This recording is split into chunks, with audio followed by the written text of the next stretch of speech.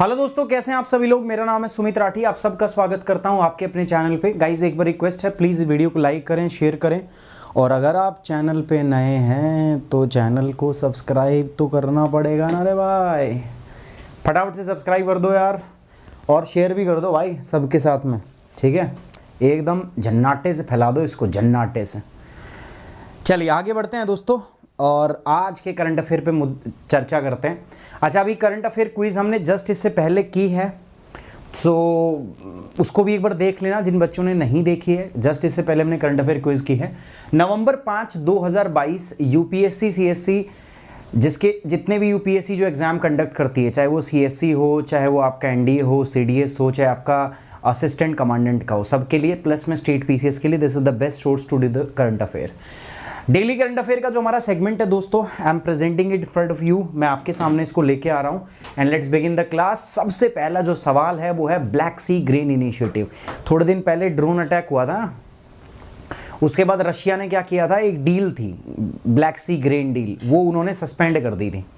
अब ये जो ग्रेन डील थी क्या थी, मैं आपको बताता हूँ दोस्तों। रशिया हो चाहे यूक्रेन हो, दोनों ही ना दोस्तों दुनिया के अंदर में कुछ मेजर आपकी क्रॉप्स होती हैं, फसल है, या कह सकता हूँ मैं ग्रेन्स हैं, उनके लीडिंग प्रोड्यूसर है। यूक्रेन की बात करें तो यूक्रेन वीट, मेज, ठीक है, बार्ले, सनफ्लावर सीड्स, तो ये बहुत भारी मात्रा में जो है यूक्रेन क्या करता है, एक्सपोर्ट करता है। मिडिल ईस्ट कंट्रीज़ को करता है, अफ्रीकन कंट्रीज़ को करता है, ठीक है, यूरोपियन कंट्रीज़ को करता है। तो अब हुआ क्या था, इस युद्ध की वजह से ना सारी चीज़ें स्टैंड स्टिल पे हो गई थी, मतलब कुछ भी चीज़ इधर उधर नहीं जा पा रही थी, क्योंकि इस हमले के बाद में रशिया ने जिस प्रकार से ब्लैक सी पे कब्जा किया था ना, क्योंकि ये सारा का सारा एक्सपोर्ट जो किया जाता था, ये आपका किससे किया जाता था, शिप्स के द्वारा किया जाता था। और शिप्स के लिए चाहिए डीप सी पोर्ट, क्योंकि बड़े बड़े जहाज होते हैं, इनको डीप सी पोर्ट चाहिए, और डीप सी पोर्ट कहाँ थे, आपके ब्लैक सी के अंदर। और ब्लैक सी पे अब युद्ध के बाद में खतरा हो गया था कि अगर कोई शिप इधर उधर से आई, ठीक है, तो उसके ऊपर में अटैक किया जा सकता था, किसके द्वारा, रशिया के द्वारा, है ना। रशिया को ये भी कंसर्न थे भाई किन शिप्स के द्वारा, कि ठीक है इनमें जाएगा अनाज, लेकिन जब ये खाली होके आएंगी तो हो सकता है यूरोपियन यूनियन और यूएस इसमें हथियार भेज के किसको दे दे, रशिया, यूक्रेन को हथियार सप्लाई करता हो, है ना। तो इस वजह से ना जितनी भी शिप्स जो थी वो आ रही थी, इनबाउंड और आउटबाउंड शिप जो थी, तो उन पर खतरा था कि रशिया उन पर कहीं अटैक ना कर दे। अब लेकिन इससे प्रॉब्लम क्या हुई दोस्तों, प्रॉब्लम ये हुई रशिया के लिए तो ठीक है, रशिया ने सोचा कि यार कभी यूएस और यूरोप इसमें हथियार ना भेज दे। दूसरा, यूक्रेन के लिए, बेचारे के लिए पंगा हो गया, ठीक है, क्योंकि वो एक मेजर एक्सपोर्टर था, और एक्सपोर्टर था तो वो उसकी चीज़ें एक्सपोर्ट नहीं हो पाएंगी, सड़ेंगी, वहाँ पे उसको पैसा नहीं मिलेगा। एक तो ये दिक्कत। दूसरा दिक्कत उन देशों के लिए जो यूक्रेन से इंपोर्ट कर रहे थे ग्रेन, ठीक है। दुनिया के अंदर में जो फूड प्राइस है वो स्काई रॉकेट हो गया था भाई, तेल के दाम, चाहे वो सनफ्लावर सीड, मतलब रॉकेट की तरह आसमान में जा रहे थे। तो उसको कूल डाउन करने के लिए यूएन ने एक इनिशिएटिव लिया था, है ना, और यूएन ने एक डील की थी दोस्तों, जिसको हम जानते हैं ब्लैक सी ग्रेन डील। इस डील के अंदर में जो ब्रोकर था वो यूएस था, यूएन, और साथ साथ में कौन था दोस्तों, आपका टर्की, यानी कि, और ये डील हुई थी इस्तांबुल के अंदर में, है ना, इस्तांबुल में बैठ के डील हुई थी। इसमें 120 दिन के लिए रशिया ने कहा था कि ठीक है भाई, एक हम जेसीसी बना लेते हैं, ठीक है, एक जॉइंट कमीशन कमेटी का गठन हो जाता है, और वो देखेगी जितनी भी इनबाउंड और आउटबाउंड शिप है ना, वो इस कमेटी के पास में जाके पहले रजिस्ट्रेशन कराएगी। इस कमेटी में रशिया के, यूक्रेन के और यूएन के मेंबर रहेंगे, ठीक है। तो इस पर रजिस्ट्रेशन होगा कि जो भी शिप आ रहा है और जा रहा है, तो पहले वो बताएगा, ताकि उसको प्रॉपर कोऑर्डिनेट किया जा सके, उसको प्रॉपर सिक्योरिटी चेक किया जा सके, और इसी वजह से उसके ऊपर में कोई हमला ना हो। तो ये डील हुई थी 120 दिन के लिए। बस इसमें प्रावधान ये था कि भाई 120 दिन से इसको आगे भी किया जा सकता है और इसको पीछे भी किया जा सकता है। लेकिन अभी एक रीसेंट ड्रोन स्ट्राइक के बाद में रशिया ने इस डील को कैंसिल कर दिया था, सस्पेंड कर दिया था। अब जैसे ही डील सस्पेंड हुई दोस्तों, एक बड़ी टेंशन सामने आ गई कि यार जो ग्रेन डील है, इसके कैंसिल होने के बाद में फिर से जो फूड प्राइस है वो आसमान में जाएंगे, ठीक है। उन प्राइस के पीछे फिर से रॉकेट लग जाएगी, वो इतनी तेज़ी से आगे बढ़ेंगे। और उसी कंसर्न को लेते मुद्दा जो है फिर से यूएन में गया, और यूएन जो है अभी फिर से रशिया को मना रहा है, बातचीत कर रहा है। ऑल्दो रशिया ने हाँ कह दिया है कि ठीक है भाई, ले जाओ, मैं अटैक नहीं करूँगा, क्योंकि जब तक ब्लैक सी के अंदर में रशिया सिक्योरिटी की गारंटी नहीं देता भाई, किसी की शिप चल नहीं सकती ब्लैक सी के अंदर में, ठीक है। आप मेरी बात समझ पा रहे हो। तो ये है मुद्दा, चलिए इसके ऊपर बात करते हैं। तो ब्लैक सी ग्रेन डील क्या है मुद्दा, पूरा मेरे हिसाब से आपको समझ में आ गया होगा। G7 call on Russia to extend grain deal US officials. G7 जो है उन्होंने मिल के बातचीत की है, ये आपका द हिंदू के अंदर आया हुआ है, तो उन्होंने मिल के बैठ के बातचीत की है और कहा यार कि एक काम कर ले यार, वो जो ग्रेन डील है उसको एक्सटेंड कर ले। G7 सब ने कहा है, सब ने बुला के रशिया से बातचीत ये कर रहा है और रशिया ने ओके भी कह दिया कि ठीक है कोई नहीं कर लो। ग्रेन डील क्या थी मैंने आपको बता दिया था कि यूक्रेन जो एक बड़ा प्रोड्यूसर है बहुत सारे अनाजों का, जिसमें व्हीट है, जिसमें आपका मेज है, तो वो एक्सपोर्ट कैसे करे, बिकॉज जो उसके डीप सी पोर्ट थे वो सारे के सारे कहाँ हैं, ब्लैक सी के अंदर, और ब्लैक सी से इन पोर्ट से एक्सपोर्ट करने के लिए उसको चाहिए रशिया की परमिशन, बिकॉज रशिया और यूक्रेन अभी वॉर पे हैं। रशिया को ये था कि कहीं इन शिप्स के अंदर में यूएस और जो आपका यूरोप है वो कभी हथियार ना भेजता हो। चलो ठीक है, अफ्रीका में शिप गई है, लेकिन हो सकता है यूएस ने अफ्रीका में पहले हथियार रखवा दियो और जब ये शिप वापस आए तो इसके अंदर हथियार आते हो। तो ये टेंशन था, इसीलिए रशिया ने कह दिया था कि सबको, जो भी शिप इसमें आएगी सबको फोड़ूंगा मैं, ठीक है। सबको फोड़ेगा, दिक्कत होगी। मैंने बताया फूड प्राइस बढ़ गई क्योंकि रशिया से आने वाला फूड स्टॉक सारा बंद हो गया, यूक्रेन से आने वाला। रशिया पे तो सैंक्शंस ऑलरेडी लगे हुए हैं और दोनों बड़े कंट्री है, बड़े प्रोड्यूसिंग कंट्रीज हैं। तो इसी चक्कर में क्या हुआ, फिर एक डील कराई गई इस्तांबुल के अंदर बैठ के, कि रशिया से कहा गया भाई तू जाने दे यार, अनाज की बात है, ये अनाज नहीं गया तो दुनिया के अंदर में फूड इन्फ्लेशन बढ़ रहा है। रशिया एक बार के लिए मान गया, ठीक है, 120 दिन के लिए डील हुई थी कि ठीक है, रशिया बोला कि ठीक है ले जाओ भाई, कोई टेंशन वाली बात नहीं है, तुम ले जाओ, सिक्योरिटी हम देंगे। लेकिन इस एक कमेटी बनी और उसके अंदर में रशिया, यूक्रेन और जो है यूएन के ऑफिशियल थे जो चेक करेंगे कि क्या शिप में आ रहा है, क्या शिप में जा रहा है, ठीक है, ये सारी बातें।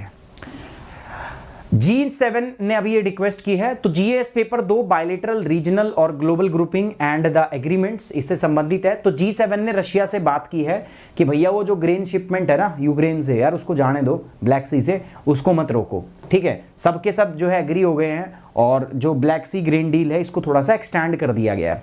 G7 के जो टॉप डिप्लोमेट्स है ना सारे के सारे, पश्चिमी जर्मनी का एक शहर है मुनिएस्टर, उसके अंदर बैठे हैं। 2 दिन के लिए बातचीत चली है। बातचीत किसके ऊपर है, यूक्रेन वॉर, ये टॉप एजेंडा रहा है G7 के सारे टॉप डिप्लोमेट्स का। The club of the nation is appreciative that UN effort to convince the Russia to extend the green deal. अब देखो जी, सारे जो G7 नेशंस है ना, ये सबके सब ये है तो किससे, यूरोप से ही है ना लगभग, तो ये तो बात कर नहीं सकते रशिया से डायरेक्ट, तो इसीलिए ठीक है यूएन को आगे किया और यूएन जो है बात कर भी रहा है और रशिया ने ओके भी कर दिया है।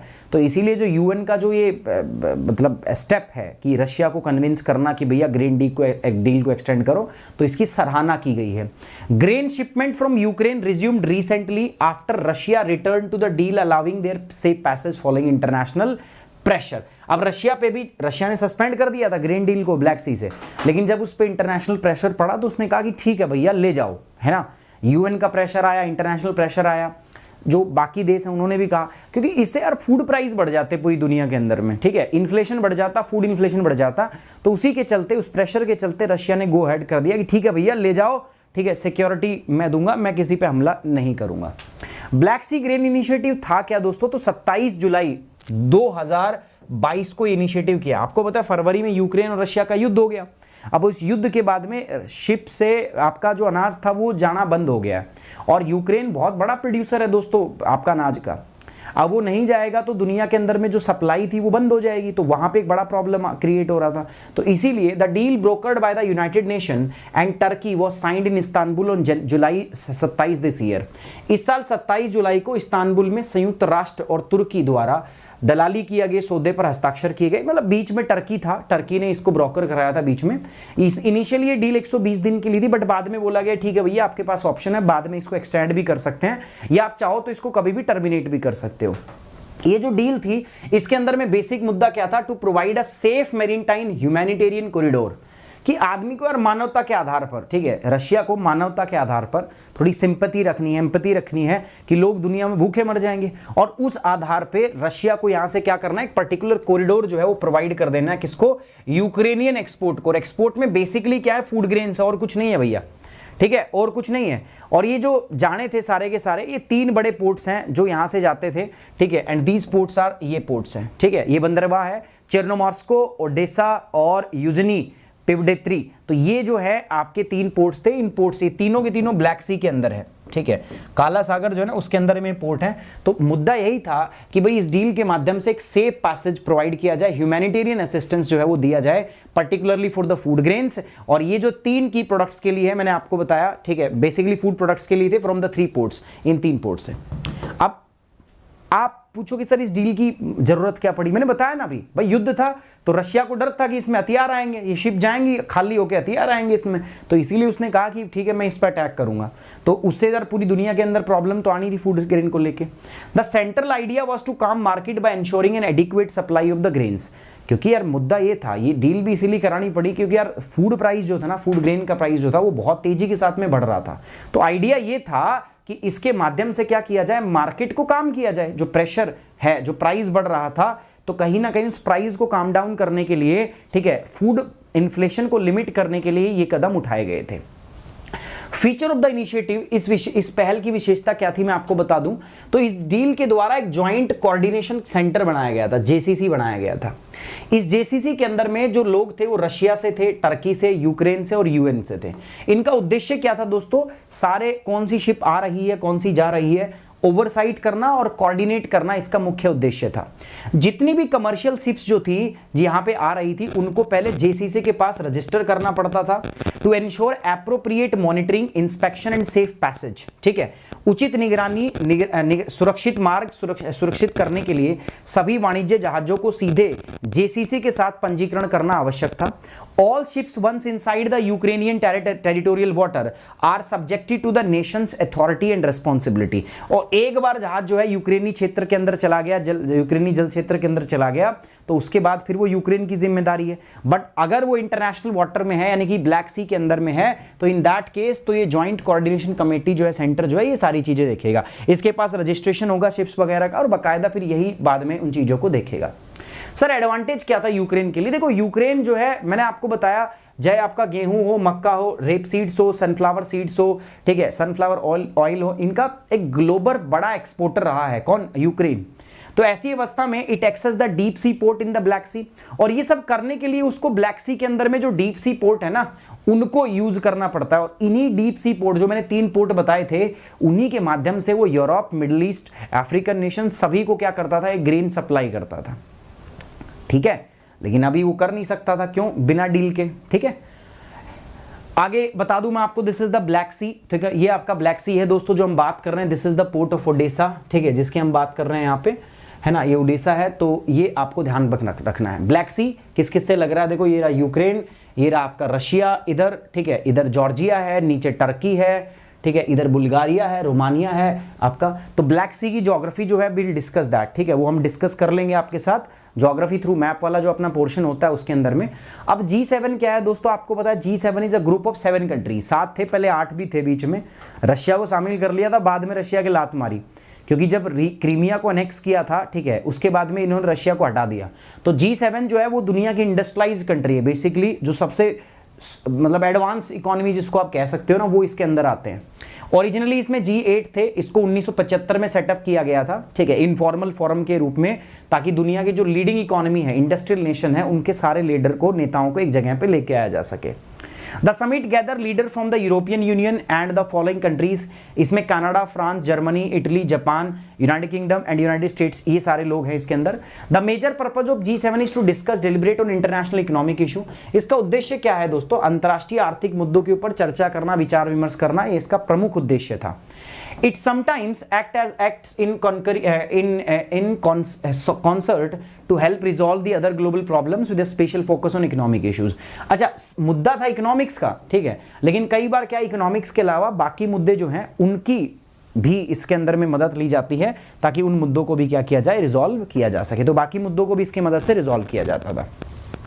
वर्तमान में सदस्य कौन है दोस्तों? वर्तमान में बात करूं तो US, UK, Canada, France, Germany, Italy, Japan, ये इसके क्या है दोस्तों? करंट मेंबर है। रशिया था, बट रशिया को बाहर कर दिया गया है। ठीक है, it can be said that the member of this group are the most developed and the advance economics of the world. बिल्कुल भी कहना ये गलत नहीं होगा कि इस ग्रुप के अंदर में जो जो देश हैं वो दुनिया के सबसे एडवांस और डेवलप्ड नेशन है, ये कहना बिल्कुल भी इसमें गलत नहीं होगा। एक सवाल दिया मैंने, which among the following countries is the largest producer of the crude oil presently. इनमें से कौन सा देश है जो क्रूड ऑयल का सबसे बड़ा प्रोड्यूसर है वर्तमान के अंदर? यूएसए, रशिया, सऊदी अरेबिया और इराक। बताओ बताओ, इनमें से कौन सा जो है वर्तमान में सबसे बड़ा लार्जेस्ट प्रोड्यूसर है दोस्तों किसका? क्रूड ऑयल का। गुड मॉर्निंग भाई, गुड मॉर्निंग, गुड मॉर्निंग, बताइए जल्दी से। गाइस एक बार शेयर करो यार प्लीज, शेयर कर दो, वीडियो को लाइक कर दो प्लीज यार, लाइक शेयर और सब्सक्राइब, ये 3 चीजें तो करवाओ, ये आपकी ड्यूटी है, जिम्मेदारी आपकी है भाई।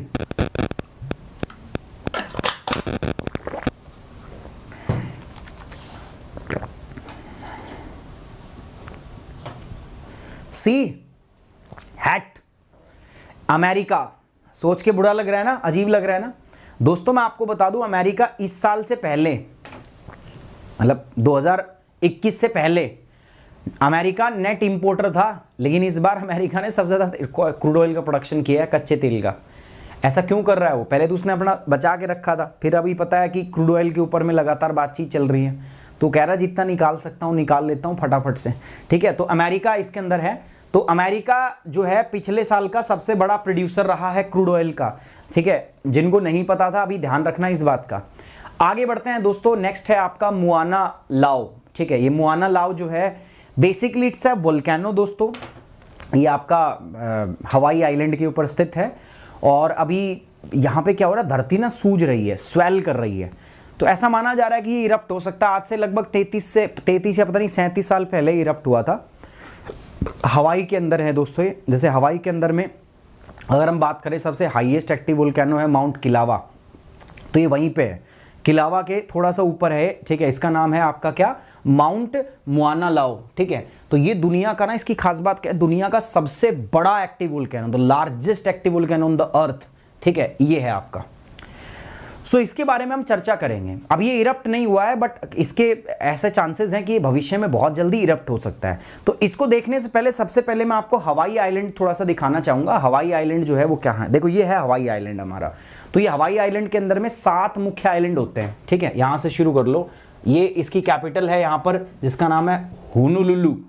हवाई जो है एक स्टेट है किसका दोस्तों, यूएसए का। इसकी कैपिटल देखो होनोलुलु। 7 आइलैंड है इसके अंदर में। और जो इसका सबसे नीचे वाला है ना, देखो ये, ठीक है, इसको बोलते हैं हम। ठीक है, तो सबसे दक्षिण वाले आइलैंड के ऊपर में 5 बड़े आइलैंड्स हैं यहाँ पे। ठीक है, यहाँ पे 5 बड़े आइलैंड्स हैं, और इन्हीं के अंदर में यहाँ पर स्थित है आपका दोस्तों क्या, माउंट मुआना लाओ। ठीक है, और थोड़ा सा अच्छे से मैं आपको दिखाना चाहूंगा। ये मैप भी देखो एक बार आप। तो जो 7 हमने बताए थे, ठीक है, ये होनोलुलु है। होनोलुलु से ऊपर एक और है जिसका नाम है आपका कुआई। तो अगर मैं बात करूं, ये रहा। ठीक है, यहां पर देखो ये किलावा है, ये है मुआना लाओ, किलावा मुआना लाओ। ठीक है, हिलो मुआना की, उसके बाद में आपका कोहला और आपका हुआ लालई। सो ये सारे के सारे हैं। कहां पर है आपको देखना हो तो ये नॉर्थ अमेरिका के ठीक इधर है, देखो हवाई आइलैंड। ठीक है, बीच में है, बिल्कुल पैसिफिक के क्या है दोस्तों, बीच में। तो अभी यहां पर ये वाला जो है ना दोस्तों, मुआना लाओ, ये इरप्ट हो सकता है। जमीन सूज गई है, स्वेल कर गई है। तो इसके बारे में सारी चीजें हम क्या करने वाले हैं दोस्तों, पढ़ने वाले हैं। तो चलिए दोस्तों, let's begin the class, let's begin this topic. So ground is shaking and swelling at the मुआना लाओ। कह रहा कि यहाँ जगह है ना, इस पे ग्राउंड कांप भी रहा है और शेक भी कर रहा है, और साथ साथ में ग्राउंड सूज रहा है। मुद्दा यह है कि जो दुनिया का लार्जेस्ट एक्टिव वोल्केनो है वो दोबारा से इरप्ट हो सकता है बहुत जल्दी। अब कब होगा, ठीक है, ये अभी गारंटी नहीं कहा जा सकता। कहाँ से लावा निकलेगा ये भी गारंटी से कहा नहीं जा सकता, बट धरती जो है वो स्वेल कर रही है, सूज रही है, तो ये इस बात का इंडिकेशन है कि बहुत जल्दी यहाँ से जो है लावा इरप्ट हो सकता है, ये वोल्केनो आ सकता है। मुआना लाओ जो है, it is one of the 5 volcanoes that together make the big island. अभी जो बिग आइलैंड है ना, जो बिग आइलैंड, क्या आप बोलोगे सर ये बिग आइलैंड, देखो ये है बिग आइलैंड, इसको हम बिग आइलैंड बोल रहे हैं। ठीक है, इसको हम बिग आइलैंड बोलते हैं, या इसमें अगर आप देखो तो this is the big island. तो इसमें 5 है। ठीक है, पहला हो गया, दूसरा हो गया, ये तीसरा हो गया, ये चौथा हो गया, 5। तो इन 5 से मिलकर ये बन रहा है बिग आइलैंड। तो बेसिकली यहाँ पे फार्मर्स वगैरह रहते हैं, बहुत डेवलप्ड नहीं है। ठीक है, लोगों खेत है, घर हैं, फार्मर जो होते हैं वो अपनी भैंस रखते हैं। ठीक है, भैंस गाय रखते हैं, उनको चराते हैं। तो बेसिकली बहुत ज़्यादा इंडस्ट्रियलाइज्ड नहीं है ये।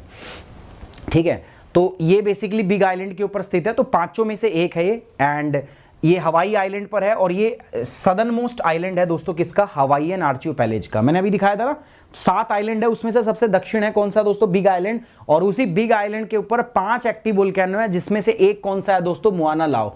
मुआना लाओ की खास बात क्या है दोस्तों, this is the biggest volcano of the world, दुनिया का सबसे बड़ा वोल्केनो है दोस्तों ये आपका, ये बात एक्टिव वोल्केनो है, ये आपको याद रखना है, मोना लाओ। आगे बढ़ते हैं दोस्तों, it is not the tallest कौन है दोस्तों, आपका मोना की, ठीक है, मोना की जो है, दिस इज द टॉलेस्ट, सबसे बड़ा है, सबसे ऊंचा है, ठीक है, तो वो सबसे ऊंचा है दोस्तों, टॉलेस्ट है। बट ये कैसा है दोस्तों, सबसे लार्जेस्ट है ना। और ये जो पूरा आइलैंड है जिसकी मैं बात कर रहा हूं, बिग आइलैंड, उसका लगभग आधा भाग मोना लाओ से ही बना हुआ है दोस्तों। It sits immediately north of Kilauea volcano, Kilauea जो अभी जो जिससे लगातार लावा निकल रहा है दोस्तों, which is currently erupting from its summit cater. तो किलावा जो है आपका, किलाउआ, इससे लगातार लावा निकल रहा है, तो जस्ट इसके नॉर्थ में, अभी मैंने मैप में दिखाया था, तो उसके जस्ट ये क्या है दोस्तों, नॉर्थ के अंदर है। तो 2 बातें हमें रखनी है ध्यान, दुनिया का जो सबसे हाईएस्ट टॉलेस्ट है वो कौन सा है दोस्तों, आपका मोना की। उसके बाद में दुनिया का सबसे जो बड़ा है वो कौन सा है दोस्तों, आपका मोना लाओ। और मोना लाओ के पास में ही है जो जिससे लगातार लावा निकल रहा है पिछले कई सालों से, जिसका नाम है किलावा, ठीक है। तो ये 3 बातें याद रखना है, ठीक है। और ये जो मोना लाओ है, it's just north of the, ठीक है, किलावा के जस्ट नॉर्थ के अंदर है। और ये सारे के सारे मिला के क्या बनाते हैं, एक बिग आइलैंड, जिसमें 5 आइलैंड है, तो 5 में से एक मोना लाओ भी है, और ये सबसे बड़ा है, और लगभग बिग आइलैंड का आधा भाग इसी से बना हुआ है। मोना लाओ लास्ट इरप्टेड इन 38 ईयर्स एगो, 38 साल पहले मोना लाओ जो है, इससे लावा निकला था दोस्तों। In return history dating to the 1843 it is erupted 33 times, अभी तक 1843 से लेकर कह रहा कि ये 33 बार जो है वो इरप्ट कर चुका है, इसमें से लावा निकल चुका है। यहां पर है ये सदर्न आइलैंड, 7 आइलैंड का समूह है हवाई आर्कियोपेलेज, उसमें से सबसे दक्षिण का, इसको हम नाम देते हैं बिग आइलैंड। और इस बिग आइलैंड के अंदर में कितने हैं दोस्तों, 5, और इस 5 में से सबसे बड़ा है मोना लाओ। अदर बिग वोल्केनो कौन से हैं दोस्तों, देखो सबसे पहले तो मोना लाओ है, जिसमें हम बात कर रहे हैं, लार्जेस्ट वोल्केनो हवाई है। उसके बाद है मोना की जो है टॉलेस्ट वोल्केनो हवाई का, सबसे ऊंचा है, ठीक है। उसके बाद किलावा जो है ये करंटली एक्टिव है, इसमें से अभी भी लावा निकल रहा है दोस्तों, और ये बिल्कुल मोना लाओ के जस्ट साउथ में लोकेटेड है। उसके बाद है आपका हुआलविया वोल्केनो, ठीक है, हुलालाई वोल्केनो। उसके बाद में नेक्स्ट अगर मैं बात करूं, ये है कोहाला ज्वालामुखी। सो ये 5 है, और ये 5 मिलके क्या बनाते हैं दोस्तों, दे फॉर्म बिग आइलैंड। इन 5 से ही मिलके बनता है आपका बिग आइलैंड। ये वोल्केनो होता है, ठीक है, ये वोल्केनो होता है, उसकी एनाटॉमी होती है, ठीक है, ये सब आपको पता होगा, ऑलरेडी ज्योग्राफी के अंदर में आपने पढ़ा होगा। नेचर क्या है दोस्तों आपका मोना लाओ का, मोना लाओ की प्रकृति कैसी है मैं आपको बता दूं। हवाई volcano like Mauna Loa they tends not to have explosion eruption like Mount Saint Helens. Mount Saint Helens कहां पर है दोस्तों, वॉशिंगटन के अंदर में, वॉशिंगटन स्टेट जो है ना अमेरिका का, यूएसए का, वहां है वो। जो ये माउंट सेंट हेलेना है ना दोस्तों, ये it is an part of active Pacific ring of fire, PRF का भाग है। पैसिफिक रिंग ऑफ फायर पढ़ा होगा ना यार, पिछले हर बार यहां से सवाल आता है, मैंने पढ़ाया हुआ है ज्योग्राफी में। Pacific ring of fire is an active subduction zone, एक सबडक्शन जोन है जहां पे 2 डिफरेंट प्लेट टकराती है, एक प्लेट नीचे धस जाती है, दूसरी प्लेट उसके ऊपर उड़ जाती है। That zone is known as the subduction zone. तो सबडक्शन जोन है, उसमें आता है क्या आपका Mount Saint Helena, Washington state है यूएसए का, उसके अंदर उसका एक भाग है ये। आप मेरी बात समझ पा रहे हो? तो जो मैं बात कर रहा हूं आप ध्यान से समझना उस चीज को। कह रहा कि ये माउंट सेंट हेलेना की तरह नहीं फटेगा, इसका नेचर अलग टाइप का है। इसका नेचर कैसा है दोस्तों, माउंट सेंट हेलेना बहुत एक्सप्लोजिव है। अभी वो फटा था तो बहुत सारे लोग, बहुत सारे घर जो है वो मार दिए उन्होंने, माउंट सेंट हेलेना ने। क्योंकि माउंट सेंट हेलेना जब फटा था तो उसके अंदर में क्या था, उसके अंदर में गैस और लावा जो थे ना वो स्टिक करे थे, एकदम चिपके हुए थे। और जब वो निकला, ठीक है, तो वो जो, क्योंकि गैस तो प्रेशर के साथ निकलेगी, तो वो बहुत दूर तक जो है ना लावा फैल गया था, बहुत दूर तक। लेकिन इसके अंदर में ऐसा नहीं है, ठीक है। इसके अंदर क्या है, लावा बहुत थिक है, ठीक है। तो जैसे ही वोल्केनो फटता है तो गैस तो ऊपर निकल जाती है और लावा जो है साइड में ढह के बह जाता है, ठीक है। स्लोप से नीचे आके बैठ जाता है और परत बाय परत बन जाती है। तो इससे ऐसा बनता है जैसे शील्ड नहीं होती है, शील्ड, अरे वो इसमें दिखाते हैं पिक्चरों के अंदर में, लड़ते टाइम पे वो ढाल रखते हैं, तो ये ढाल के जैसा है, ठीक है, तो इसलिए इसको शील्ड वोल्केनो कहते हैं। और जो ये माउंट सेंट हेलेना है दोस्तों, ये एक कंपोजिट कह दो या स्ट्रेटो वोल्केनो कह दो, कंपोजिट और स्ट्रेटो वोल्केनो है कौन सा दोस्तों, आपका Saint Helena. So this is that's because their magma is hotter, drier and more fluid, ठीक है। ये कह रहा है कि ऐसा इसलिए है दोस्तों क्योंकि इसका जो मुआना लाव जो है, जो अभी फटेगा, ये कह रहा है कि सेंट हेलेना की तरह बिल्कुल भी धमाका नहीं करेगा, तबाही नहीं मचाएगा, क्योंकि इसका जो लावा है ना वो गर्म है, सूखा है और ज्यादा फ्लूइड है, ठीक है, ज्यादा फ्लूइड है। The gas in the magma of Hawaii volcano tends to escape, इसमें जितनी भी गैस निकलेगी वो ऊपर निकल जाएंगी, ठीक है, जैसे अभी मैंने बताया आपका, तो गैस होंगी वो ऊपर निकल जाएंगी और लावा नीचे बह जाएगा। अब लेकिन सोचो, अगर गैस और लावा एक दूसरे से चिपके हों, स्टिक किए हों, तो क्या होगा, जैसे ही फटेगा तो गैस के साथ साथ क्या होगी, जैसे ये गैस गई है तो ऐसे गैस के साथ साथ लावा भी दूर दूर तक फैल जाएगा, है ना।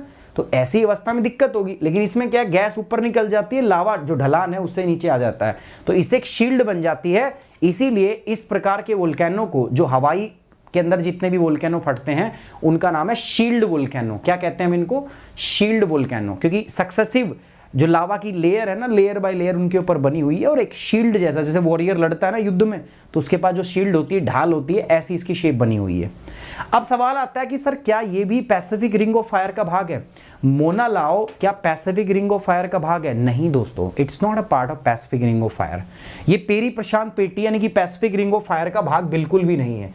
पेरी प्रशांत पेटी कहां पर है आपको पता होगा दोस्तों, नहीं पता, कोई बात नहीं दोस्तों। लो, मेरा क्या जा रहा है, एक बार बस मुझे कला का बेहतरीन प्रदर्शन करना है, ठीक है।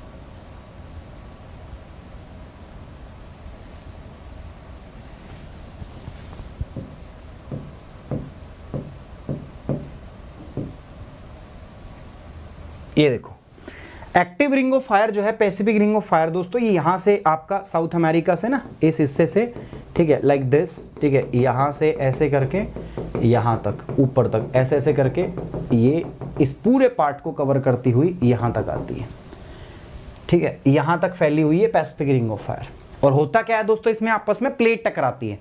ये बीच में कौन सी प्लेट है, पैसिफिक प्लेट, इधर नॉर्थ अमेरिका, ये साउथ अमेरिका, छोटी प्लेट्स भी है, इधर ज्वांडी फुगा, इधर है नजाका प्लेट्स, ठीक है, ये आपस में टकराती है और इनकी वजह से एक प्लेट ऊपर और एक प्लेट नीचे। मैं ऑलरेडी बता चुका हूं आपको ये, फिर भी एक बार देख लेना आप, ठीक है। सो पूछ रहा है क्या ये पीआरएफ का भाग है हवाई, ये मोना लाओ क्या पीआरएफ का भाग है? नहीं है दोस्तों, क्योंकि जो हवाई आइलैंड है ना मित्रों, वो बिल्कुल यहां पर है, ये यूएस है, यहां पर है हवाई आइलैंड।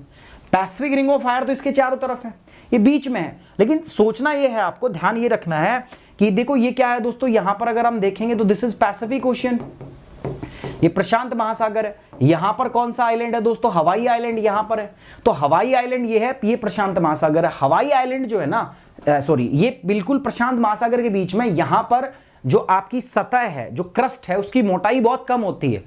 याद करो, मैंने घर वाली और बाहर वाली का कॉन्सेप्ट बताया हुआ आपको। क्रस्ट दो प्रकार की, घर वाली, बाहर वाली। घर वाली जो है मैंने बताया था मोटी होती है, बाहर वाली पतली, इसलिए तोड़ना और छोड़ना किसको आसान था, बाहर वाली को। याद करो, मैंने आपको बताया था। तो ये जो क्रस्ट है ये आसानी से टूट जाएगी, तो इसीलिए नीचे का लावा जो है बाहर निकलता है। इसको बोलते हैं आपका वोल्केनिक हॉटस्पॉट। तो अगर आपसे कोई पूछे कि यहां से जो लावा निकलता है वो क्या है, तो आप बोलोगे ये एक प्रकार का क्या है, वोल्केनिक हॉट स्पॉट है, या आप कह सकते हो इसको कि इट्स अ मेंटल प्लूम। ठीक है, ये क्या है दोस्तों, मेंटल प्लूम है। ये ध्यान रखना है, बहुत इंपॉर्टेंट बात बता रहा हूं आपको। सो जो यहां से लावा निकलता है दोस्तों हवाई से, कोई पूछे कि क्या ये पैसिफिक रिंग ऑफ फायर का भाग है, क्योंकि पैसिफिक रिंग ऑफ फायर क्या है, एक एक्टिव सबडक्शन जोन है, और दुनिया के अंदर में 75% वोल्केनिक एंड सिस्मिक एक्टिविटी के लिए यही जिम्मेदार है। कौन? PRF, Pacific ring of Fire, circum Pacific belt भी इसको बोलते हैं, सबडक्शन जोन। बट क्या मोना लाओ या हवाई आइलैंड जो है इसके ज्वालामुखी भी ऐसे ही आते? तो आप कहोगे सर नहीं। तो वो क्या है दोस्तों? They are the volcanic hotspot. Mantle plume हो क्या रहा है दोस्तों, वहां पर आपकी जो क्रस्ट है वो बहुत थिन है, छोटी है, पतली है क्रस्ट, और उसकी वजह से लावा वहां से बाहर निकलता है। ठीक है, तो उसको हम कहते हैं। ये बात आपको क्लियर है, समझ में आनी चाहिए बात। सो हवाई आइलैंड जो है and its volcano they are not part of the Pacific ring of fire. कह रहा है कि हवाई द्वीप और उसका ज्वालामुखी जो है पैसिफिक रिंग ऑफ फायर का हिस्सा नहीं है, ये ध्यान रखना है आपको। हवाई is not located on the ring, instead it is located in the dead centre of the Pacific plate. तो पैसिफिक प्लेट का बीच का हिस्सा है ना, डेड सेंटर, वहां पर ये लोकेटेड है। तो इसीलिए हम इसको क्या कहते हैं दोस्तों? Hot spot. क्या कहते हैं दोस्तों इनको? Hot spot. इसीलिए इनको हॉट सपाट कहा जाता है। This is the place where the crust is thin and the mantle pokes through it. क्या क्या कह रहा है दोस्तों? कह रहा है यहां पर ना बाहर वाली है, पतली है, इसलिए आसान से इसको नीचे से जो लावा है ना वो यहां से निकलता है, इसको तोड़ के बाहर आ जाता है। समझ में आ रही है बात? ठीक है, तो this is also evident in the type of volcano. Ring of fire volcano जो हैं वो आपके लावा डोम टाइप होते हैं, जबकि हवाई वोल्केनो जो है वो कैसे होते हैं? Shield type. जो पैसिफिक रिंग ऑफ फायर के अंदर में आते हैं ना, उनका टाइप होता है लावा डोम टाइप। कई टाइप के होते हैं, लावा डोम हो गया, कंपोजिट और स्ट्रेटो वोल्केनो हो गया, शील्ड वोल्केनो हो गया। तो कह रहा है कि जो पैसिफिक रिंग ऑफ फायर वाले वो तो शील्ड टाइप है, लेकिन जो पीआरएफ के अंदर है वो सारे के सारे डोम शेप होते हैं। ठीक है, तो ये भी एक अंतर है। इसके आधार पर हम कह सकते हैं कि हवाई वोल्केनो जो है वो और जो पैसिफिक रिंग ऑफ फायर के हैं वो अलग है। देखो मुद्दा क्या है यार, मैं दोबारा बता रहा हूँ आपको, समझिएगा मेरी बात। मुद्दा ये है दोस्तों, ये जो मोना लाओ है ये निकलने वाला है भाई। ठीक है, ये धरती वर्ती जो है ना वो सूझ रही है और ये कभी भी निकल सकता है। दुनिया का सबसे लार्जेस्ट बड़ा एक्टिव वोल्केनो है। मोना लाओ के साथ साथ 4 वोल्केनो और है जो मिलकर एक बिग आइलैंड का निर्माण करते हैं। ये हवाईयन आर्कियोपेलेज पर जो आइलैंड्स है उनके ऊपर में स्थित है आपका। ठीक है, मोना लाओ सबसे बड़ा है। टॉलेस्ट के अंदर में कौन सा आता है दोस्तों? आपका मोना की। ठीक है, ये माउंट किलाओ भी के पास में है। माउंट किलाओ जो है वो एक्टिव है। तो ये 7 वोल्केनो है, जिसमें से सबसे दक्षिण वाला ये रहा। ठीक है, तो ये मैंने इनकी खास बात बताई थी। ये 5 मिलके इसका निर्माण करते हैं। यहां पर रहा, ये 5 मिलके इसका निर्माण करते हैं। ये मोना लाओ है, किलाओ जो अभी भी एक्टिव है, इससे निकल रहा है लावा। मोना की जो ये तो हाईएस्ट है दुनिया का दोस्तों। इसके अलावा ये और भी हैं यहाँ पे, ये हमने यहाँ पे पढ़ा। ठीक है, नेचर कैसा है इसका दोस्तों? एक्सप्लोजन बिल्कुल भी नहीं होगा, धमाका बिल्कुल भी नहीं होगा, चुपचाप लावा निकल जाएगा। इसीलिए एरिया को इवैक्यूएट करा दिया कि भैया जो है यहाँ पे छोड़ के इस एरिया को जल्दी से फटाफट से क्या करो, भाग जाओ। क्या ये पीआरएफ का भाग है? नहीं, it's not a part of PRF, because PRF जो है उसके अंदर में सबडक्शन जोन बनता है। ये सबडक्शन जोन नहीं है, ये आपका वोल्केनिक हॉटस्पॉट है। ये पैसिफिक प्लेट का जो डेड जोन है, बीच वाला हिस्सा है, उसके ऊपर में स्थित है। यहां पर क्रस्ट थिन है और उसी की वजह से नीचे का लावा बाहर निकल के आ जाता है। तो यहां पर यह बात आपको ध्यान रखनी, it's not a part of the PRF. दूसरा, जो आपके पैसिफिक रिंग ऑफ फायर है, इसके सारे वोल्केनो जो है वो शील्ड वोल्केनो है, जबकि यहां की अगर मैं बात करता हूं दोस्तों, पीआरएफ के जो वोल्केनो है वो आपके डोम शेप हैं, जबकि हवाई के जो सारे वोल्केनो वो आपके कैसे हैं दोस्तों? शील्ड टाइप के हैं। तो ये एक बड़ा अंतर है, याद रखना है। अब आते हैं दोस्तों रिलेटेड सर्च। इससे कुछ बातें आपको ध्यान रखनी है और आपको और भी अपने से ऐड करना है। सबसे पहला दोस्तों, कैटेगरी ऑफ द वोल्केनो 3 प्रकार की होती है, एक्टिव, डोरमेंट और तीसरा क्या होता है दोस्तों? Extinct volcano. वो कैटेगरी होती है। एग्जाम्पल देख लेना तीनों के एक। उसके बाद आता है टाइप ऑफ वोल्केनो। वोल्केनो के प्रकार कितने होते हैं? तो इसमें आता है डोम शेप, स्ट्रेटो वोल्केनो, ठीक है, कंपोजिट वोल्केनो और आपका शील्ड वोल्केनो। इसके बाद आता है टाइप ऑफ वोल्केनिक इरप्शन, ठीक है, हुवाइयन टाइप, वेसुवियस टाइप, ऐसे कई टाइप के वोल्केनिक इरप्शंस होते हैं। उसके बाद में आता है पैसिफिक रिंग ऑफ फायर, पेरी प्रशांत पेटी, जिसको हम सरकम पैसिफिक बेल्ट भी बोलते हैं। दोस्तों पिछला कई सालों से ऐसा कोई वो नहीं हुआ गया पेपर यूपीएससी प्री जिसके अंदर में पीआरएफ से या सरकम पैसिफिक बेल्ट से एक सवाल ना आया हो। सो इसीलिए मैं कह रहा हूं दोस्तों, this is very very very very important. तो एक बार जाके इसको आप जरूर देख लेना, इट्स माई हम्बल रिक्वेस्ट भाई, जरूर पढ़ना इसको, बाकी आप लोगों की इच्छा और मर्जी है। ठीक है, आगे बढ़ेंगे दोस्तों। माउंट अबाउट मुआना लाओ, मुआना लाओ के बारे में आपसे सवाल पूछा था, मुआना लाओ क्या है, क्यों न्यूज में था रिसेंटली, है ना। इसकी लोकेशन कहां पर है, इसका नेचर और टाइप कैसा है, क्या ये एक्टिव है? हाँ एक्टिव है। टाइप कैसा है दोस्तों? ये आपका इट्स अ टाइप ऑफ, ये शील्ड वोल्केनो है, दोनों बताना है आपको। इसका नेचर टाइप हो गया, कंपैरिजन अदर वोल्केनो से, जैसे माउंट सेंट हेलेना से इसको कंपेयर कर किया जा सकता है। तो माउंट सेंट हेलेना कैसा था, कंपोजिट वोल्केनो है, स्ट्रेटो वोल्केनो है। ये कैसा वोल्केनो है दोस्तों, शील्ड वोल्केनो है। इसको कंपैरिजन कर सकते हैं पीआरएफ के साथ, पैसिफिक रिंग ऑफ फायर के साथ में, तो वो एक हो सकता है कंपैरिजन इसमें। पीआरएफ से भी सवाल आ सकता है। So these are the different type the questions which can be asked to you in the prelims. ये प्री में आपसे पूछे जा सकते हैं। बात करते हैं एक सवाल की, मैं क्वेश्चन दे देता हूं। Consider the following statement about the Mona लाओ। कह रहा है जो मोना लाओ है इसके बारे में बताइए। मोना लाओ जो है is a part of Pacific ring of fire. कह रहा है पहला स्टेटमेंट कि एक पैसिफिक रिंग ऑफ फायर का भाग है। Mauna Loa is the largest volcano on the planet Earth. धरती पर ने सबसे बड़ा वोल्केनो है। It is a shield volcano Mount Saint Helens. कह रहा कि ये एक शील्ड वोल्केनो है, जैसे माउंट सेंट हेलेना है ना, ऐसा ही एक शील्ड वोल्केनो है। लाइक ऐसे लिख लेना, like Mount Saint Helena. Select the correct code. जल्दी से बताओ जो सही है इसमें, फटाफट से बताओ।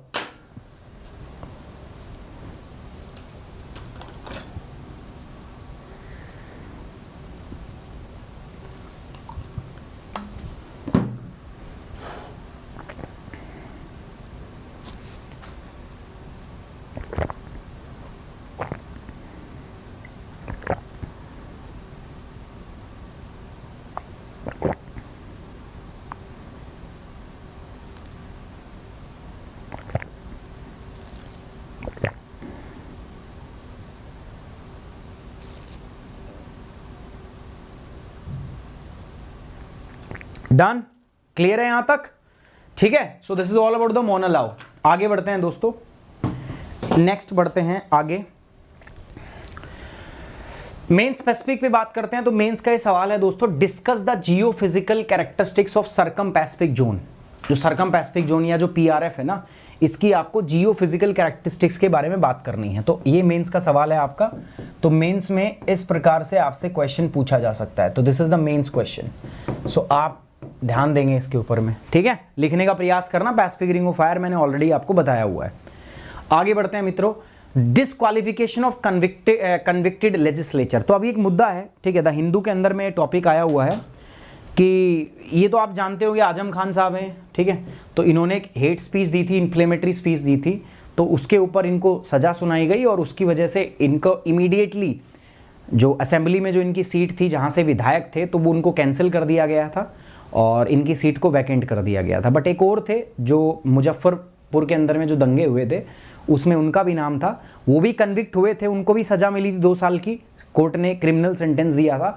बट उनको उनके ऊपर इस प्रकार की कार्रवाई नहीं हुई कि उनकी सीट कैंसिल कर दी हो। तो ये ऐसा क्यों है, ठीक है, तो ये हम पढ़ेंगे दोस्तों। ये मुद्दा आया हुआ था, तो ये तो चलो ठीक है, न्यूज़ है, बट हमारे काम की जो चीज़ है वो क्या है दोस्तों, हमारे काम की जो चीज़ है वो ये है कि क्या होता है provision, criminalisation of the politics क्या है, ठीक है। तो ये हम आज यहां से डिस्कस करने वाले हैं। सो चलिए दोस्तों, डिस्क्वालिफिकेशन ऑफ कन्विक्टेड लेजिस्लेटर, ठीक है, disqualification of the convicted legislator, ये हम डिस्कस करने वाले हैं। Can convicted legislator B disqualified from the assembly. कह रहा कि क्या जो कन्विक्टेड लेजिस्लेटर है उनको असेंबली से डिस्क्वालीफाई किया जा सकता है। असेंबली मतलब विधानसभा से। तो इसी पे एक मुद्दा है दोस्तों, यही हम पढ़ रहे हैं। इंडियन पॉलिटी से मुद्दा है, parliament, state legislature, transparency and accountability, GS paper 2 का ये क्या है, भाग है। 2 उत्तर प्रदेश के लेजिस्लेटर जो हैं वो कन्विक्ट हुए थे, किस पे ऊपर दोस्तों, क्रिमिनल चार्जेस थे इनके ऊपर में, तो उसमें कन्विक्ट हुए थे। बट उनमें से केवल और केवल एक को डिस्क्वालीफाई किया गया था, ठीक है, उनकी सीट को डिक्लेयर वैकेंट डिक्लेयर कर दिया था, खाली डिक्लेयर कर दिया गया था लेजिस्लेटिव असेंबली सेक्रेटरी उसके द्वारा। उत्तर प्रदेश के 2 विधायकों को आपराधिक आरोपों के दोषी ठहराया गया था, लेकिन उनमें से केवल एक का ही अयोग्य घोषित किया गया था और उसकी सीट को राज्य की विधानसभा में सचिवालय द्वारा खाली घोषित कर दिया गया था। अभी क्यों है ऐसा मुद्दा, चलो पढ़ते हैं डिटेल में बात करें। तो नाम है उसका आजम खान साहब। आजम खान जो है वो समाजवादी पार्टी के एमएलए हैं रामपुर सीट से, और इनको 3 साल का 3 ईयर का इनको जेल टर्म हुआ था। 3 साल की इनको जेल की सजा हुई थी दोस्तों, क्योंकि इन्होंने एक बहुत भड़काऊ भाषण दे दिया था 2019 के अंदर। तो 2019 के अंदर में इनके द्वारा दिए गए भड़काऊ भाषण की वजह से इनको जेल हो गई थी आजम खान को, ठीक है। As disqualification upon conviction on a criminal charges. अब आपको पता है दोस्तों, जब क्रिमिनल चार्जेस लग जाते हैं, ठीक है, और आपको जेल सेंटेंस हो जाता है, तो ऐसे में आपकी जो सीट है वो क्या हो जाती है, कैंसिल हो जाती है। साथ साथ आप आगे भी इलेक्शन नहीं लड़ सकते 6 साल के लिए। कन्विक्शन होने के बाद 6 साल के लिए आप इलेक्शन नहीं लड़ सकते। ऐसा होता है अगर क्रिमिनल चार्ज, अब क्रिमिनल चार्ज भी दो प्रकार के, एक में तो क्या होता है सिर्फ आप पे फाइन लगता है और दूसरे में आपको सजा सुनाई जाती है। तो मान लो जिसमें आप पे फाइन लगा है, कोर्ट ने आपको कन्विक्ट कर दिया, फाइन लग गया आप पे, सपोज करो 1 लाख रुपए का फाइन लगा दिया कोर्ट ने, तो जिस दिन आप कन्विक्ट होते हो उस दिन से लेकर 6 साल तक आप चुनाव नहीं लड़ सकते और आपकी सीट जो है वो भी कैंसिल हो जाएगी। जो अगर आप वर्तमान में एमएलए हैं तो वो भी कैंसिल और आगे जाके 6 साल तक आप चुनाव लड़ सकते हैं। लेकिन अगर मान लो आपको सजा सुनाई गई है, जैसे इनको सजा सुनाई गई 3 साल की, तो इनका जो होगा वो क्या होगा कि 3 साल की सजा, तो इनकी सीट तो कैंसिल होगी और जब ये 3 साल की सजा काट के बाहर आएंगे उसके बाद ये 6 साल तक इलेक्शन नहीं लड़ सकते। ठीक है, अब ये मुद्दा है पूरा का पूरा। तो अब यही कह रहे हैं कि इनका डिस्क्वालिफिकेशन हो गया था क्रिमिनल चार्जेस के ऊपर, इसीलिए इनकी सीट जो है वो खाली कर दी गई थी। ठीक है, असेंबली सेक्रेटरीट के द्वारा। लेकिन इनके अलावा एक और भी थे जिनका नाम था विक्रम सिंह सैनी। विक्रम सिंह सैनी जो है ये भी एमएलए हैं। तो ये कहाँ से, कथौली से, और इनको भी 2 साल का सजा हुआ था, 2 साल का इंप्रिजमेंट हुआ था in connection with the Muzaffarpur riot case of 2013 के अंदर ये हुआ था। तो इनको, लेकिन इनके साथ ऐसा कुछ नहीं हुआ। तो ऐसा क्यों है? तो ये होता क्या है दोस्तों, हम बात करते हैं कि कब कन्विक्शन के ऊपर डिस्क्वालिफिकेशन होता है। तो देखो यार, हमारे संविधान में तो ऐसा कोई प्रावधान है नहीं, संविधान इसके बारे में बिल्कुल चुप है। संविधान कुछ नहीं कहता कि अगर कोई क्रिमिनल है तो वो जो है इलेक्शन कंटेस्ट कर सकता है, नहीं कर सकता। हमारा संविधान इसके बारे में बिल्कुल कुछ नहीं कहता। तो संविधान नहीं कहता तो फिर ये प्रावधान आया कहां से दोस्तों? संविधान ने इस बारे में चुप्पी साधी है, लेकिन जो हमारा पीपल रिप्रेजेंटेटिव एक्ट है 1951 उसके अंदर में हमने प्रावधान डालने हैं। पार्लियामेंट ने कुछ प्रावधान बनाए हैं इससे संबंधित कि यदि कोई व्यक्ति जिसका कन्विक्शन होता है, मतलब उसको सजा हो जाती है क्रिमिनल चार्जेस के ऊपर, तो ऐसे के अंदर में भाई वो उसको चुनाव से क्या किया जाएगा, 6 साल के लिए उसको वो चुनाव नहीं लड़ सकता और उसकी जो सीट है वो भी कैंसिल हो जाएगी। ये हमने क्यों किया था? ये हमने इसलिए किया था कि जो क्रिमिनलाइजेशन ऑफ द पॉलिटिक्स है उसको हम क्या कर सकें दोस्तों, रोक सकें। 2022 इस साल इसके ऊपर सवाल भी पूछा था यूपीएससी के अंदर में मेंस में, वो सवाल भी मैं आपको दिखाऊंगा। तो मुद्दा ये है कि कन्विक्शन एंड डिस्क्वालिफिकेशन, तो हमारा संविधान तो कुछ नहीं कहता, लेकिन पार्लियामेंट के अंदर में इस पे प्रावधान है। Indian constitution does not specify is what disqualifies a person from contesting election. तो कह रहा है कि भारत के संविधान के अंदर में बिल्कुल भी निर्दिष्ट नहीं है कि किन ग्राउंड के ऊपर आप संसद या विधानसभा के चुनाव नहीं लड़ सकते या लड़ने के लिए आप अयोग्य घोषित हो जाते हो। लेकिन जो हमारा रिप्रेजेंटेशन ऑफ पीपल एक्ट है 1951, it mention the criteria for disqualifying a person for the contesting election of the legislature. लेकिन कह रहा है कि हमारा जो जन प्रतिनिधित्व अधिनियम 1951 है उसके द्वारा उसमें ये प्रावधान बनाए गए हैं कि किसके बाद में एक व्यक्ति जो है वो इलेक्शन के लिए डिस्क्वालीफाई हो जाता है। किसमें बनाया गया दोस्तों? हमारे पास रिप्रेजेंटेशन ऑफ पीपल एक्ट 1951 के अंदर में वो सारे प्रावधान बताए गए हैं दोस्तों, जिसके माध्यम से जिसके बाद कोई भी व्यक्ति जो है वो इलेक्शन कंटेस्ट करने के लिए अयोग्य हो जाता है। Section 8 of Representation of People Act 1951, it contains provision of a disqualification on conviction for certain offences, according to which an individual punished with a jail term of more than 2 years cannot stand in an election for the 6th year after the jail terms has been ended। मुख्य बात क्या है? तो हमारा जो representative of people act है उसका section 8 जो है वो क्या कहता है? सेक्शन 8 ये कहता है कि यदि मान के चलो कोई भी आपका व्यक्ति है और उसको क्रिमिनल चार्जेस के ऊपर में 2 या 2 से ज़्यादा साल की सज़ा हो गई, 2 साल से कम है तो कोई बात नहीं, लेकिन अगर 2 साल से ज़्यादा की उसको सज़ा हुई है तो फिर वो 6 साल तक इलेक्शन कंटेस्ट नहीं कर सकता। ये यहाँ पे प्रोविजन है। तो ये सेक्शन 8 में है पीपल रिप्रेजेंटेटिव एक्ट के अंदर। इसमें भी 2 कैटेगरी हैं। There are 2 categories of criminal cases that attract disqualification upon conviction. कह रहा कि आपराधिक मामलों के अंदर 2 श्रेणियां आती है जिसमें दोषी सिद्धि पर अयोग्यता को आकर्षित किया जाता है। फर्स्ट कैटेगरी के अंदर में offences that entails disqualifications for a period of 6 year upon the conviction. ठीक है, और इसमें क्या होता है दोस्तों, आपका ये बताया दोस्तों, if the punishment is a fine, मान लो आप पे फाइन लगा है, then the 6 year period will run from the date of conviction. Fine लगाया गया आपको, तो जिस दिन से आपको फाइन लगे उसके बाद में वो कन्विक्शन का आपका 6 साल का टर्म स्टार्ट हो जाता है। बट यदि आपको प्रिजन सेंटेंस मिला है, जेल जाना है आपको, तो ऐसी अवस्था के अंदर में जो डिस्क्वालिफिकेशन है वो तब से स्टार्ट होगा जब आपकी जेल खत्म हो जाएगी, जब आप जेल से वापस आ जाओगे, जेल का मंथ जो है काट लोगे। अब कह रहा है कि क्या इसमें कोई प्रोटेक्शन है दोस्तों? मतलब किसी लेजिस्लेचर को मान के चलो उसको दोष सिद्धि हो गया, अपराध सिद्ध हो गया उसका, और वो वर्तमान में एमएलए है या एमपी है, तो क्या उसको कोई प्रोटेक्शन है? तो ये कह रहा है कि पहले थी, पहले थी, लेकिन बाद में सुप्रीम कोर्ट ने उसको क्या कर दिया, हटा दिया। पहले क्या थी, पहले ये थी कि जब आपका कन्विक्शन हुआ है, मान लो आपको दोषी ठहरा दिया गया, 3 महीने के अंदर अगर आप उस पर अपील कर देते हो ना, तो वो स्टे लग जाएगा उस पर, ठीक है, उस सेंटेंस पे स्टे लग जाएगा। आप लगातार फिर जो एमपी हो या एमएलए हो आप रह सकते हो, और जब तक आपकी जो अपील है वो डिस्पोज नहीं होगी, उसके ऊपर फैसला नहीं आएगा, तब तक आप डिस्क्वालीफाई नहीं है। लेकिन जैसे ही फैसला आ जाएगा उसके बाद आप डिस्क्वालीफाई।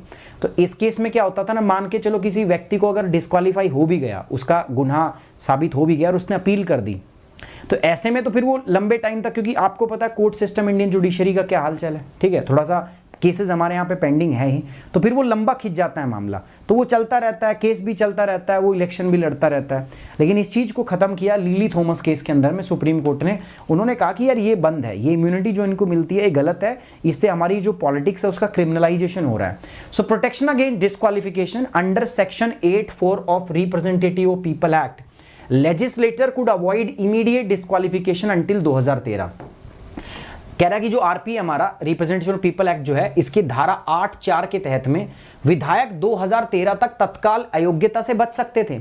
मेंबर ऑफ पार्लियामेंट और state legislature will not be disqualified for 3 month. मैंने बताया अगर वो इमीडिएट अपील कर देते तो 3 महीने के अंदर में फिर उनके ऊपर में ये नहीं होगा। If within this period it will not take effect until the disposal of the appeal और एप्लीकेशन। अगर 3 महीने के अंदर उन्होंने अपील लगा दी, देखो मुद्दा क्या है, मैं आपको एक बात बता रहा हूं। मुद्दा यह है भाई, आजम खान की सीट सस्पेंड होगी, उनको डिस्क्वालीफाई कर दिया, बट विक्रम सैनी के केस में ऐसा नहीं हुआ। तो हम बात यही कर रहे हैं कि क्या क्राइटेरिया होता है। तो संविधान तो इस बारे में चुप है, संविधान ने तो कुछ कहा नहीं, लेकिन हमारा जो रिप्रेजेंटेशन ऑफ पीपल एक्ट है उसका सेक्शन 8 क्या कहता है कि यदि आप किसी क्रिमिनल चार्जेस हैं, आप पे आपराधिक मामले हैं और आपको सजा हो जाती है, तो ऐसी अवस्था में आप डिस्क्वालीफाई हो जाते हैं, आपकी वर्तमान की सीट वो भी कैंसिल हो जाएगी, और साथ ही साथ में आपकी अगर सजा 2 साल से ज़्यादा है तो ऐसी अवस्था में आप 6 साल के लिए क्या रहोगे, आप चुनाव नहीं लड़ सकते। ठीक है, अब ये कह रहा है क्या उसमें कोई प्रोटेक्शन है? हाँ है प्रोटेक्शन, या प्रोटेक्शन थी, पहले थी अब नहीं थी। पहले प्रोटेक्शन क्या थी दोस्तों? पहले प्रोटेक्शन ये थी कि अगर मान लो आपका अपराध सिद्ध हो गया और ऐसे केस के अंदर विद इन 3 मंथ आपने अर्जी डाल दी, अपील कर दी, तो फिर आपका ऑर्डर स्टे हो जाएगा, ना तो आपकी सीट कैंसिल होगी और ना ही आप चुनाव के लिए अयोग्य रहेंगे। कब तक? जब तक आपकी अपील डिस्पोज ना हो जाए। और एक बार अपील पे आप पे फैसला आ गया, वो डिस्पोज हो गई, तो उसके बाद में आपका जो प्रोसेस है वो आप पे लग जाएगी। ठीक है, तो ये जो है मुद्दा है। पावर ऑफ सुप्रीम कोर्ट, इसमें सुप्रीम कोर्ट के पास भी कुछ पावर है, कुछ प्रावधान है, वो क्या है मैं आपको बता दूं। Supreme Court has the power to stay not only the sentence but also the conviction of a person. अब ये क्या कह रहा है दोस्तों? कह रहा है सुप्रीम कोर्ट के पास न केवल सजा पर रोक लगाने की शक्ति है, बल्कि किसी भी व्यक्ति की सजा को वो रोक भी सकता है। ऐसे में in some rare cases conviction has been stayed to enable the appellant to contest an election. कई कुछ ऐसे केस भी है, कुछ ऐसे दुर्लभ मामले भी देखे गए हैं जिसमें सुप्रीम कोर्ट जो है वो ऑर्डर, जो कन्विक्शन है उसका, जो उसकी अपराध सिद्धि है, उस पर स्टे लगा देता है और उसको इलेक्शन लड़ने के लिए अलाउ भी कर देता है। However, the Supreme Court has made it clear that such a stay should be very rare and in the special region। लेकिन सुप्रीम कोर्ट ने साफ साफ कह दिया है कि ऐसा जो मामला है वो बहुत रेयर केस में होगा और बहुत स्पेशल केस में होगा। पहले होता था 2013 से पहले, बट 2013 में मैंने बताया था lily Thomas versus union of India case में सुप्रीम कोर्ट ने इसको अनकॉन्स्टिट्यूशनल बताया कि तुम जाओ 3 महीने के अंदर में और वहां से जाके तुम जो स्टे ले लो। तो वो सुप्रीम कोर्ट ने बाद में क्या कर दिया था दोस्तों? कैंसिल कर दिया था। ठीक है, the RPA representative of people act itself provide a remedy through the election commission. Election commission के माध्यम से भी जो कन्विक्टेड पर्सन होते हैं उनको भी कुछ राहत मिल जाती है। Under section 1 of the act the election commission may record reason and either remove or reduce the period of a person disqualification. अधिनियम की धारा 11 के तहत में चुनाव आयोग कारणों को दर्ज कर सकता है और किसी व्यक्ति की अयोग्यता की अवधि को थोड़े समय के लिए क्या कर सकता है? हटा सकता है और उसको इलेक्शन लड़ने के लिए अलाउ कर सकता है।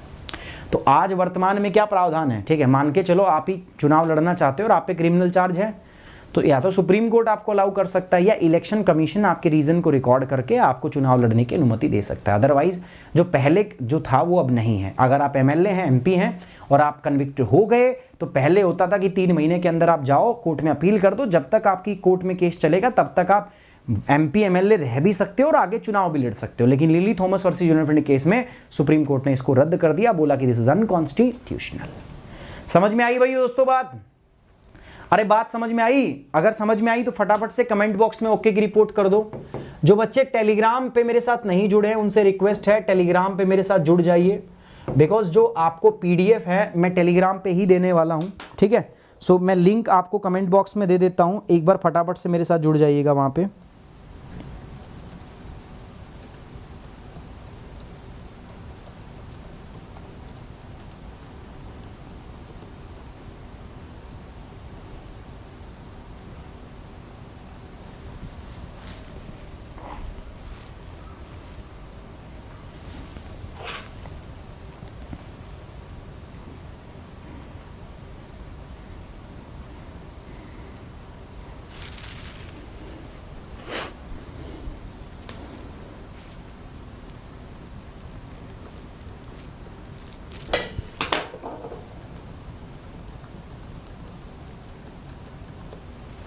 ये टेलीग्राम चैनल है दोस्तों, जो नहीं जुड़ा है इस पर फटाफट से जाके इसको फॉलो कर लेना। जैसे इस पर क्लिक करोगे आप मेरे टेलीग्राम चैनल से जुड़ जाओगे दोस्तों। सो जो बच्चे नहीं हैं मेरे साथ टेलीग्राम पे, please follow this and join me on Telegram. मेरे साथ टेलीग्राम पे जुड़ जाइएगा। अब दोस्तों रिलेटेड सर्च में क्या है यहाँ पे, क्या आपको मुद्दे ढूंढने हैं, जैसे रिप्रेजेंटेशन ऑफ पीपल एक्ट क्या होता है, आरपीए 1951 क्या है, क्रिमिनलाइजेशन ऑफ पॉलिटिक्स, दोनों चीज़ों के बारे में, जन प्रतिनिधित्व अधिनियम यानी कि आरपीए जो है वो क्या है, उसके अलावा राजनीति का जो अपराधीकरण होता है ये क्या है। तो ये दो चीज़ें हैं जिनके ऊपर में सवाल बनते हैं, आपको पढ़ लेना है। और जो क्रिमिनलाइजेशन ऑफ पॉलिटिक्स है, जैसे मैंने बताया इस पर तो इस बार भी मेंस के अंदर में, ठीक है, मेंस के अंदर में सवाल आया था इस बार 2022 में। क्या सवाल था मैं बताऊंगा अभी आपको। प्रीलिम्स में आपसे क्या पूछा सकता है कि भाई कन्विक्शन और डिस्क्वालिफिकेशन में क्या है, मतलब कब व्यक्ति, मान लो सिविल केस में कन्विक्ट होता है, सिविल मामले भी तो होते हैं, तो उसमें क्या डिस्क्वालिफिकेशन होता है? नहीं। तो आपको बताया जाएगा भाई कौन से केस होने चाहिए, क्रिमिनल, और क्रिमिनल केस में भी कंडीशंस हैं जो मैंने बताई, दो कैटेगरी हैं, दो कैटेगरी बतानी है। Protection against the disqualification, disqualification के अंदर में क्या आपको प्रोटेक्शन मिलती है। पहले थी लिली थॉमस केस के अंदर, बाद में सुप्रीम कोर्ट ने हटा दी, अब दो ही केस में है। आप सुप्रीम कोर्ट के पास जाओ या इलेक्शन कमीशन जो है उसका सेक्शन 11 जो है उसके द्वारा। तो ये आपसे सवाल पूछे जा सकते हैं, तो आपको ध्यान में रखने हैं मित्रों। एक सवाल मैं भी दे रहा हूं आपको, consider the following statement regarding criminalisation of politics. कह रहा है कि भैया क्रिमिनलाइजेशन ऑफ पॉलिटिक्स के संदर्भ में 3 स्टेटमेंट दी हैं, बताओ, पढ़ो और फिर बताओ। Indian constitution does not specify as to what disqualify a person from contesting election for parliament, legislature, legislative assemblies और एनी अदर लेजिस्लेचर। कह रहा है कि भारत का संविधान जो है इस बात की पुष्टि नहीं करता है कि किन किन मामलों के अंदर में आप चुनाव नहीं लड़ सकते। Section 8(4) of the RPA, legislator could avoid immediate disqualification under 2016 कि 2016 के तहत में 2016 तक सेक्शन 8(4) के तहत लेजिस्लेचर जो है वो इमीडिएट डिस्क्वालिफिकेशन को रोक सकते थे, जैसे कोर्ट में जाके, मैंने अभी बताया था। लेकिन लिली थॉमस केस में बोला कि 2013 में सुप्रीम कोर्ट ने इसको स्टक डाउन कर दिया, ठीक है, ये जो सेक्शन 8 का क्लोज 4 था इसको स्टक डाउन कर दिया, इसको अनकॉन्स्टिट्यूशनल बताया और ये जो प्रोटेक्शन मिलती थी इसको हटा दिया। बताइए कौन सा इसमें सही है, ए बी सी डी, जल्दी बताइए फटाफट से, A B C D. Harshita कर दूंगा एनसीईआरटी स्टार्ट, जल्दी हो जाएंगी, ठीक है, जल्दी हो जाएगी, चिंता मत करो, कर देंगे स्टार्ट। ओके, बताओ फटाफट से।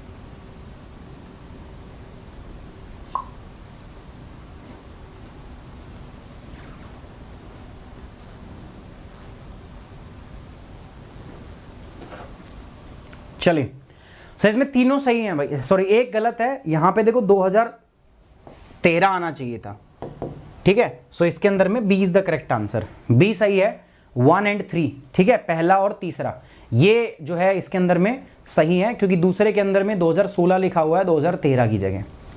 मेन स्पेसिफिक देखो 2022 में आया हुआ सवाल था, ये बड़ा सवाल था। Discuss the procedure to decide dispute arising out of the election of a member of parliament and state legislature under representation of people act 1951। कह रहा है कि जो रिप्रेजेंटेशन ऑफ पीपल एक्ट 1951 के तहत जो डिस्प्यूट अराइज होता है मेंबर ऑफ पार्लियामेंट या स्टेट लेजिस्लेचर के ऊपर, उसको बताइए। What are the ground on which the election of any returned candidate may be declared void? अगर किसी का void declare कर दे हम इलेक्शन तो उस पर क्या प्रावधान है? What remedies available to the aggrieved party against the decisions refer to the case law? तो ये आपको पूछा गया सवाल है दोस्तों 2022 के अंदर में, ठीक है, ये हिंदी में है दोस्तों। लोक प्रतिनिधित्व अधिनियम 1951 के तहत संसद या राज्य विधानमंडल के सदस्यों के चुनाव से उत्पन्न विवादों को तय करने के लिए प्रक्रियाओं पर चर्चा करें। ऐसे कौन से आधार हैं जिन पर किसी भी उम्मीदवार का चुनाव शून्य घोषित किया जा सकता है? निर्णय के विरुद्ध पीड़ित पक्ष के पास क्या उपाय उपलब्ध है? केस कानूनों का संदर्भ लें। तो ये मतलब आपको लिली थॉमस वाला जो है वो डिस्कस करना था यहाँ पे। तो इसमें बताइए दोस्तों मेन स्पेसिफिक के अंदर में आसान है बिल्कुल, जो अभी पढ़ाया वही आपको यहाँ पे करना है। आगे बढ़ते हैं दोस्तों, ग्रेडेड रिस्पॉन्स एक्शन प्लान, ये मुद्दा अभी है चर्चा में। दिल्ली के अंदर में प्रदूषण, दिल्ली और एनसीआर के अंदर में प्रदूषण बढ़ता जा रहा है दोस्तों, ठीक है। अब इस प्रदूषण के लिए कई चीज़ें जिम्मेदार हैं, जिसके अंदर अगर मैं सबसे बड़ी जो बात करूं वो है स्टबल बर्निंग, ठीक है। जो एनसीआर के अंदर में जो पंजाब, हरियाणा और उत्तर प्रदेश के जो किसान हैं वो जो स्टबल जलाते हैं ना, चावल की पराली जो है वो जलाते हैं, वो सबसे बड़ा कारण है। लेकिन अभी एक ट्विस्ट क्या है दोस्तों, पहले दिल्ली के जो चीफ मिनिस्टर पहले भी और आज भी कौन है, चीफ केजरीवाल साहब थे।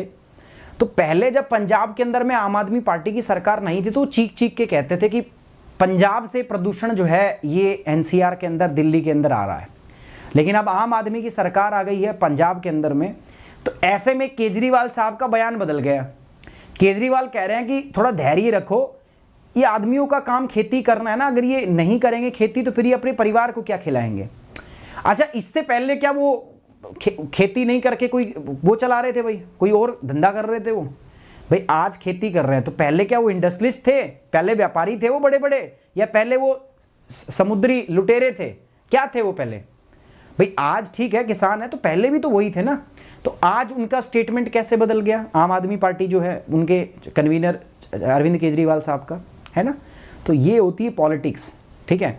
मुद्दे के ऊपर नहीं बात कर रहे वो कि उसका समाधान कैसे करे भाई। अब वो पंजाब के चीफ मिनिस्टर है ना भाई, वो किसानों को इंसेंटिवाइज कर सकते हैं, किसानों की हेल्प कर सकते हैं, उनको बेटर ऑप्शंस प्रोवाइड कर सकते हैं। बट अब वो कह रहे हैं कि धैर्य रखो, दिल्ली वालों कह रहे हैं कि धैर्य रखो, वो भी किसान ही है बेचारे, खेती नहीं करेंगे तो क्या करेंगे। तो इससे पहले क्या कर रहे थे वो, तब आप उनके ऊपर निशाना साधते थे, तब क्या था। तो बात वही है, सारी बात चल रही है, लेकिन बस दिल्ली के अंदर हवा साफ नहीं है। तो मैं बता दूं सबसे बड़ा कारण तो स्टबल बर्निंग होता है, बट इसके अलावा भी कारण होते हैं, ठीक है। इसके अलावा कारण क्या होता है दोस्तों, दिल्ली के अंदर में व्हीकुलर एमिशन, उस पर भी सरकार कदम उठा रही है। सरकार ने अब डीजल की गाड़ियों पे सख्ती कर दी है दिल्ली एनसीआर के अंदर, और बहुत जल्दी ऐसा देखने को मिलेगा, हो सकता है दिल्ली के अंदर में डीजल की गाड़ी चले ही ना। उसके अलावा अगर मैं बात करूं दोस्तों, तो कंस्ट्रक्शन एक्टिविटी पे हॉल्ट लगा दिया गया है कि कंस्ट्रक्शन एक्टिविटी जो है वो नहीं होंगी। इनके अलावा दोस्तों देखो, दिल्ली का जो मैं ज्योग्राफी भी बात करूं ना, तो दिल्ली की ज्योग्राफी भी ऐसी है, दिल्ली की नहीं पूरी नॉर्थ इंडियन प्लेन की ऐसी है। एक ये घाटी बनती है, वैली। आप देखो उत्तर भारत के मैदान, उसके ऊपर है हिमालय, पश्चिम के अंदर क्या अरावली, दक्षिण के अंदर में क्या दक्षिण भारत का पठार, और ईस्ट में फिर से क्या आ जाता है दोस्तों, हिमालय पर्वत। तो चारों तरफ से तो हाई एरिया माउंटेन से ढका हुआ है, ठीक है। और बीच में ये जो एरिया है ये थोड़ा सा लो एरिया है।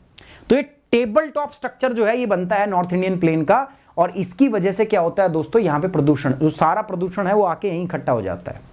तो यहाँ पर ना केवल ऐसा नहीं है कि केवल और केवल स्टबल बर्निंग से ही सब हो रहा है, नहीं, दिल्ली की ज्योग्राफी भी ऐसी है भाई। इतना ही प्रदूषण जो है वो गर्मियों में भी आता है, समर में भी आता है, बट गर्मियों में क्या होता है, तापमान ज़्यादा होता है। तो अधिक तापमान जब होता है, धरती गर्म होती है, तो उसमें हवा गर्म होकर जब ऊपर उठती है तो सारे के सारे प्रदूषण को ऊपर ले जाती है, बाहरी एटमॉस्फेयर में ले जाती है। लेकिन अभी क्या हो गया, ठंड आ गई। ठंड में क्या होता है, टेम्परेचर इन्वर्जन हो जाता है, ठीक है। तो हवा जो है ज्यादा ऊपर तक उठ नहीं पाती, और जब ऊपर उठ पाती है तो नीचे जो है आपकी जो है नीचे से ऊपर बढ़ते हैं तो टेम्परेचर डिक्रीज होता है, बट सडनली टेम्परेचर जो है एक इन्वर्जन लेयर आ जाती है जिसमें तापमान ज्यादा होता है। तो उस टेम्परेचर इन्वर्जन की वजह से एक लीड लग जाती है, ढक्कन लग जाता है, और आपका जो पोल्यूशन है वो अपर एटमॉस्फेयर में नहीं जा पाता। ये एक बड़ा कारण है, बड़ा कारण है, ठीक है। तो ये सारी वजह है जिनकी वजह से तो सिर्फ एक चीज को हम ब्लेम नहीं कर सकते, दिल्ली की और एनसीआर की ज्योग्राफी भी ऐसी है, टोपोग्राफी भी ऐसी है, जिसकी वजह से दिल्ली और एनसीआर के अंदर ये पॉल्यूशन होना है। ठीक है, जैसे कैलिफोर्निया है, सेम उसी प्रकार का दिल्ली है भाई, वो वैली एरिया में बसा हुआ है। दिल्ली क्या पूरा नॉर्थ इंडियन प्लेन है, और इसमें जब तक कड़े कदम नहीं उठेंगे तब तक दिल्ली का प्रदूषण जाने वाला है नहीं। और अभी दिल्ली का प्रदूषण सीवियर कैटेगरी में एंटर कर गया है दोस्तों, AQI बहुत सीवियर हो गया, एयर क्वालिटी इंडेक्स, इसीलिए सरकार ने graded response action plan phase 4 लागू कर दिया है। अब ये graded response action plan phase 4 क्या है, इसी के बारे में हम यहाँ पे पढ़ेंगे। ग्रेडेड रिस्पॉन्स एक्शन प्लान ये आपका आया हुआ है, What is graded response action plan? Delhi NCR action plan to combat rising air pollution. GS paper 3 conservation, environmental pollution and degradation, commission on for air quality management, जो हमारा commission air quality management के ऊपर में invoked measure under stage 4 of the graded response action plan GRAP with immediate effects. So वायु गुणवत्ता प्रबंधन आयोग ने तत्काल प्रभाव से ग्रेडेड रिस्पॉन्स एक्शन प्लान के चरण 4 को क्या कर दिया है दोस्तों, लागू कर दिया है। Air quality index continue to remain in its severe category, क्योंकि वायु गुणवत्ता सूचकांक जो है वो बिल्कुल गंभीर श्रेणी में अभी भी बना हुआ है, बिल्कुल एकदम गंभीर श्रेणी के अंदर है ग्रेडेड रिस्पॉन्स एक्शन प्लान। अभी ग्रेडेड रिस्पॉन्स एक्शन प्लान जो है ये क्या है, मैं आपको बता दूं, ग्रेडेड रिस्पॉन्स एक्शन प्लान जो है it sets an emergency measures that kick to prevent further deteriorating the air quality once reach to the certain threshold. GRAP जो है एक आपातकालीन उपायों में से एक है, जिसमें अगर प्रदूषण आपकी एक निश्चित सीमा से ऊपर चला जाता है तो उसको कंट्रोल करने के लिए कुछ उपाय जो है वो किए जाते हैं। ये प्लान जो है ये फॉर्मुलेट किया गया था, बहुत सारी मीटिंग हुई थी, environmental pollution control board authority जो है EPCA के द्वारा, स्टेट गवर्नमेंट के द्वारा, तो उसके बाद में जाकर ये प्लान जो है वो बनाया गया था। GRP was approved by supreme court in 2016 and notified in 2017। उसके बाद सुप्रीम कोर्ट ने इसको अलाउ किया था 16 में और 17 में इसको नोटिफाई कर दिया गया था। The result was a plan that institutionalise measure to be taken when air quality deteriorate. इसका मतलब क्या है दोस्तों, ग्रेडेड रिस्पॉन्स एक्शन प्लान का मतलब सिर्फ यही है कि क्या कदम उठाए जाएंगे जब दिल्ली के अंदर में हवा प्रदूषित होगी। जब दिल्ली में हवा बहुत प्रदूषित होती है तो उस अवस्था में कुछ कदम उठाए जाते हैं सरकार के द्वारा, उन्हीं को हम ग्रेडेड रिस्पॉन्स एक्शन प्लान की नाम देते हैं। अब देखो ये क्या है, मैं आपको बता देता हूं, stage wise functioning. GRP is incremental in nature, ये इंक्रीमेंटल है, इसमें अलग अलग स्टेज आती है, स्टेज 1, स्टेज 2, स्टेज 3, स्टेज 4। वो किस पे डिसाइड होती है, हवा की क्वालिटी पे। जब एयर क्वालिटी जो है वो पुअर से वेरी पुअर डिप करती है, फिर सीवियर कैटेगरी में होती है, ऐसे खराब होती जाती है ना, तो फिर इसकी अलग अलग स्टेज आ जाती है, किसकी दोस्तों, ग्रेडेड रिस्पॉन्स एक्शन प्लान की। तो स्टेज 1 में क्या होता है, stage 1 of graded response action plan ये एक्टिवेट कब होता है, जब आपकी एयर क्वालिटी जो है वो पुअर कैटेगरी में पहुंचती है, मतलब AQI आपका 201 से लेके 300 के बीच में रहता है। तो जब आपका एयर क्वालिटी इंडेक्स 201 से 300 के बीच में है, स्टेज 1 में है, तो उस टाइम पे ग्रेडेड रिस्पॉन्स एक्शन का स्टेज 1 चलेगा। मान के चलो वेरी पुअर हो जाती है हवा की क्वालिटी, यानी कि 301 से 400 की कैटेगरी में चले जाते हैं स्टेज 2 में, तो हमारा GRPA का स्टेज 2 एक्टिवेट हो जाता है। अगर एयर क्वालिटी जो है वो सीवियर कैटेगरी में चली जाती है, यानी कि 401 से 450, तो स्टेज 3, और अगर वेरी सीवियर होगी भैया तो स्टेज 4। ठीक है, जब 450 से जब एयर क्वालिटी इंडेक्स हमारा खराब हो जाता है, तो अभी यही हो रहा है, 450 से ऊपर चला गया, तो इसीलिए हमने स्टेज 4 एक्टिवेट कर दिया है ग्रेडेड रिस्पॉन्स एक्शन प्लान का। अब इसमें क्या क्या स्टेप्स लिए गए हैं, steps taken to control pollution. आपको बता दें दोस्तों, भारत स्टेज, इंडिया के अंदर में जो इंजन बनते हैं ना गाड़ियों के, उनमें जैसे यूरोप में बनते हैं euro 1, euro 2, euro 3, euro 4, euro 5, India के अंदर में बनते हैं BS। Bharat stage 1, Bharat stage 2, Bharat stage 3, Bharat stage 4, Bharat stage 5 को हमने बिल्कुल नेग्लेक्ट कर दिया क्योंकि प्रदूषण बढ़ रहा था, इसीलिए हमने डायरेक्ट जंप किया किस पे, भारत 6 के ऊपर। तो ये हमने कदम उठाया दोस्तों सरकार के द्वारा, ताकि पोल्यूशन क्या हो जाए, कम हो जाए। भारत BS6 फ्यूल जो है, it was estimate to bring about 80% reduction in the sulphur from 50 parts per million to 10 part per million. पहले जो गाड़ियां थी उसमें यूरो 4 का इस्तेमाल होता है, सॉरी BS4 फ्यूल का इस्तेमाल होता था, बट अब हमने BS6 कर दिया। तो BS6 के अंदर में क्या है, सल्फर का जो निकल रहा था सल्फर, वो कम हो गया है। पहले सल्फर लगभग 50 पार्ट पर मिलियन 50 ppm निकलता था, बट अब उसकी मात्रा जो है वो 10 ppm हो गई है, तो ये काफी राहत मिली है। The ban on the diesel 4 vehicles, 4 wheelers except BS4 vehicles and those used for the essential and emergency services will be applicable। ठीक है, ये जो बैन है ये डीजल 4 व्हीलर्स पे अप्लाई है दोस्तों, एक्सेप्ट BS6 व्हीकल के ऊपर में बैन लग गया है। अभी एयर क्वालिटी इंडेक्स क्या होता है दोस्तों, इट वाज लॉन्च इन 2014 में लॉन्च किया गया था with outlined 1 number 1 colour 1 description. देश के अंदर में ना पहले क्या था, अलग अलग प्रकार के वो थे, बना रखे थे हमने क्राइटेरिया। फिर हमने कहा यार आम आदमी को बेचारे को समझ में आना नहीं है क्या हो रहा है क्या नहीं हो रहा, तो इसके लिए हमें एक सिस्टम बनाना पड़ेगा कि एक नंबर हो, एक कलर हो, एक पैटर्न हो, एक कोडिंग हो। तो उसके आधार पे हमने बनाया था।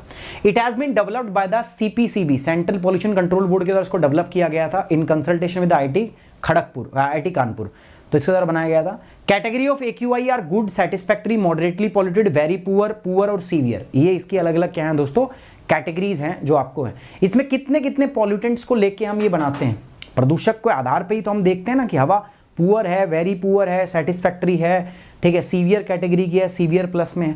तो ये अलग अलग पॉल्यूटेंट्स है जिनको ध्यान में रखे हुए हम ये बनाते हैं दोस्तों। The measurement of air quality is based upon the 8 pollutants, 8 प्रदूषक है जिनके आधार पे हम ये बनाते हैं। सबसे पहला होता है हमारे पास पार्टिकुलेट मैटर, ठीक है, सबसे पहला होता है पार्टिकुलेट मैटर PM10, दूसरा होता है पार्टिकुलेट मैटर PM2.5, तीसरा होता है नाइट्रोजन डाइऑक्साइड NO2, फिर होता है सल्फर डाइऑक्साइड SO2, फिर होता है कार्बन मोनोऑक्साइड CO, फिर होता है ओजोन O3, फिर होता है अमोनिया NH3, फिर होता है लेड यानी कि PB। तो ये सब क्या है दोस्तों, these are the different pollutants. अब आप करते हैं बात रिलेटेड सर्च पे। अच्छा मुद्दा क्या है दोस्तों, आप मेरी बात समझना, मुझे ऐसा लग रहा है कि सुबह सुबह आप लोगों की भी उठ के करंट अफेयर देखने की हालत थोड़ी कमी होती है, स्थिति कम होती है। सो हो सकता है हम कुछ बदलाव लेके आएँ। जैसे मैं सोच रहा हूँ कि जो हम एडिटोरियल सेशन करते हैं वो हम सुबह करें, मॉर्निंग के अंदर में 9 बजे के आसपास हम एडिटोरियल करा दें आपको, ठीक है सारे। और एडिटोरियल में मैं सोच रहा हूँ आपके 2 न्यूज़पेपर हम कवर कर लें, द हिंदू और इंडियन एक्सप्रेस। अब प्लान ये है कि देखते हैं या तो अलग अलग करेंगे दोनों को या एक साथ कर दूंगा, मैं बता दूंगा। और जो करंट अफेयर का सेशन है दोस्तों वो हम करेंगे इवनिंग के अंदर में 7-8 बजे 5 बजे के आसपास, ठीक है। तो आप भी थोड़ा सा सुबह की जो थकान है, सुस्ती है, कि मेरे लिए भी मुश्किल होता है सुबह सुबह उठ के, यार मुझे भी 4-5 बजे उठना पड़ता है, ठीक है, और बहुत मगजमारी होती है। उसके बाद में फिर आप लोग आते कम हो, उसमें थोड़ा सा वो होता है, फिर थोड़े 2-3 दिन के बाद ऐसा लगता है कि यार क्या ही पढ़ाना है, ठीक है। सो टाइमिंग सेम रहेंगी, बस जो एडिटोरियल का सेशन है उसको हम मॉर्निंग में कर देंगे, और इसको मैं सोच रहा हूँ अभी, ऐसा मेरा सोचना है, बाकी आप लोग जो बताओगे वो ठीक है।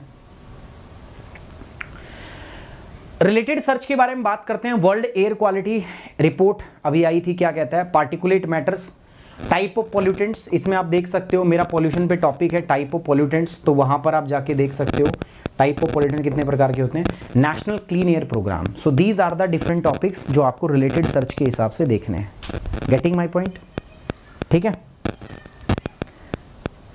अरे देखो यार समझा करो, ठीक है विनोद, बात को समझा। अभी मैं सोच रहा हूँ क्योंकि एडिटोरियल भी कराना है, ठीक है, फिर या तो एडिटोरियल इवनिंग में होगा, क्योंकि दोनों चीज़ें एक साथ सुबह सुबह तो नहीं हो सकती, मैं मर जाऊंगा भाई।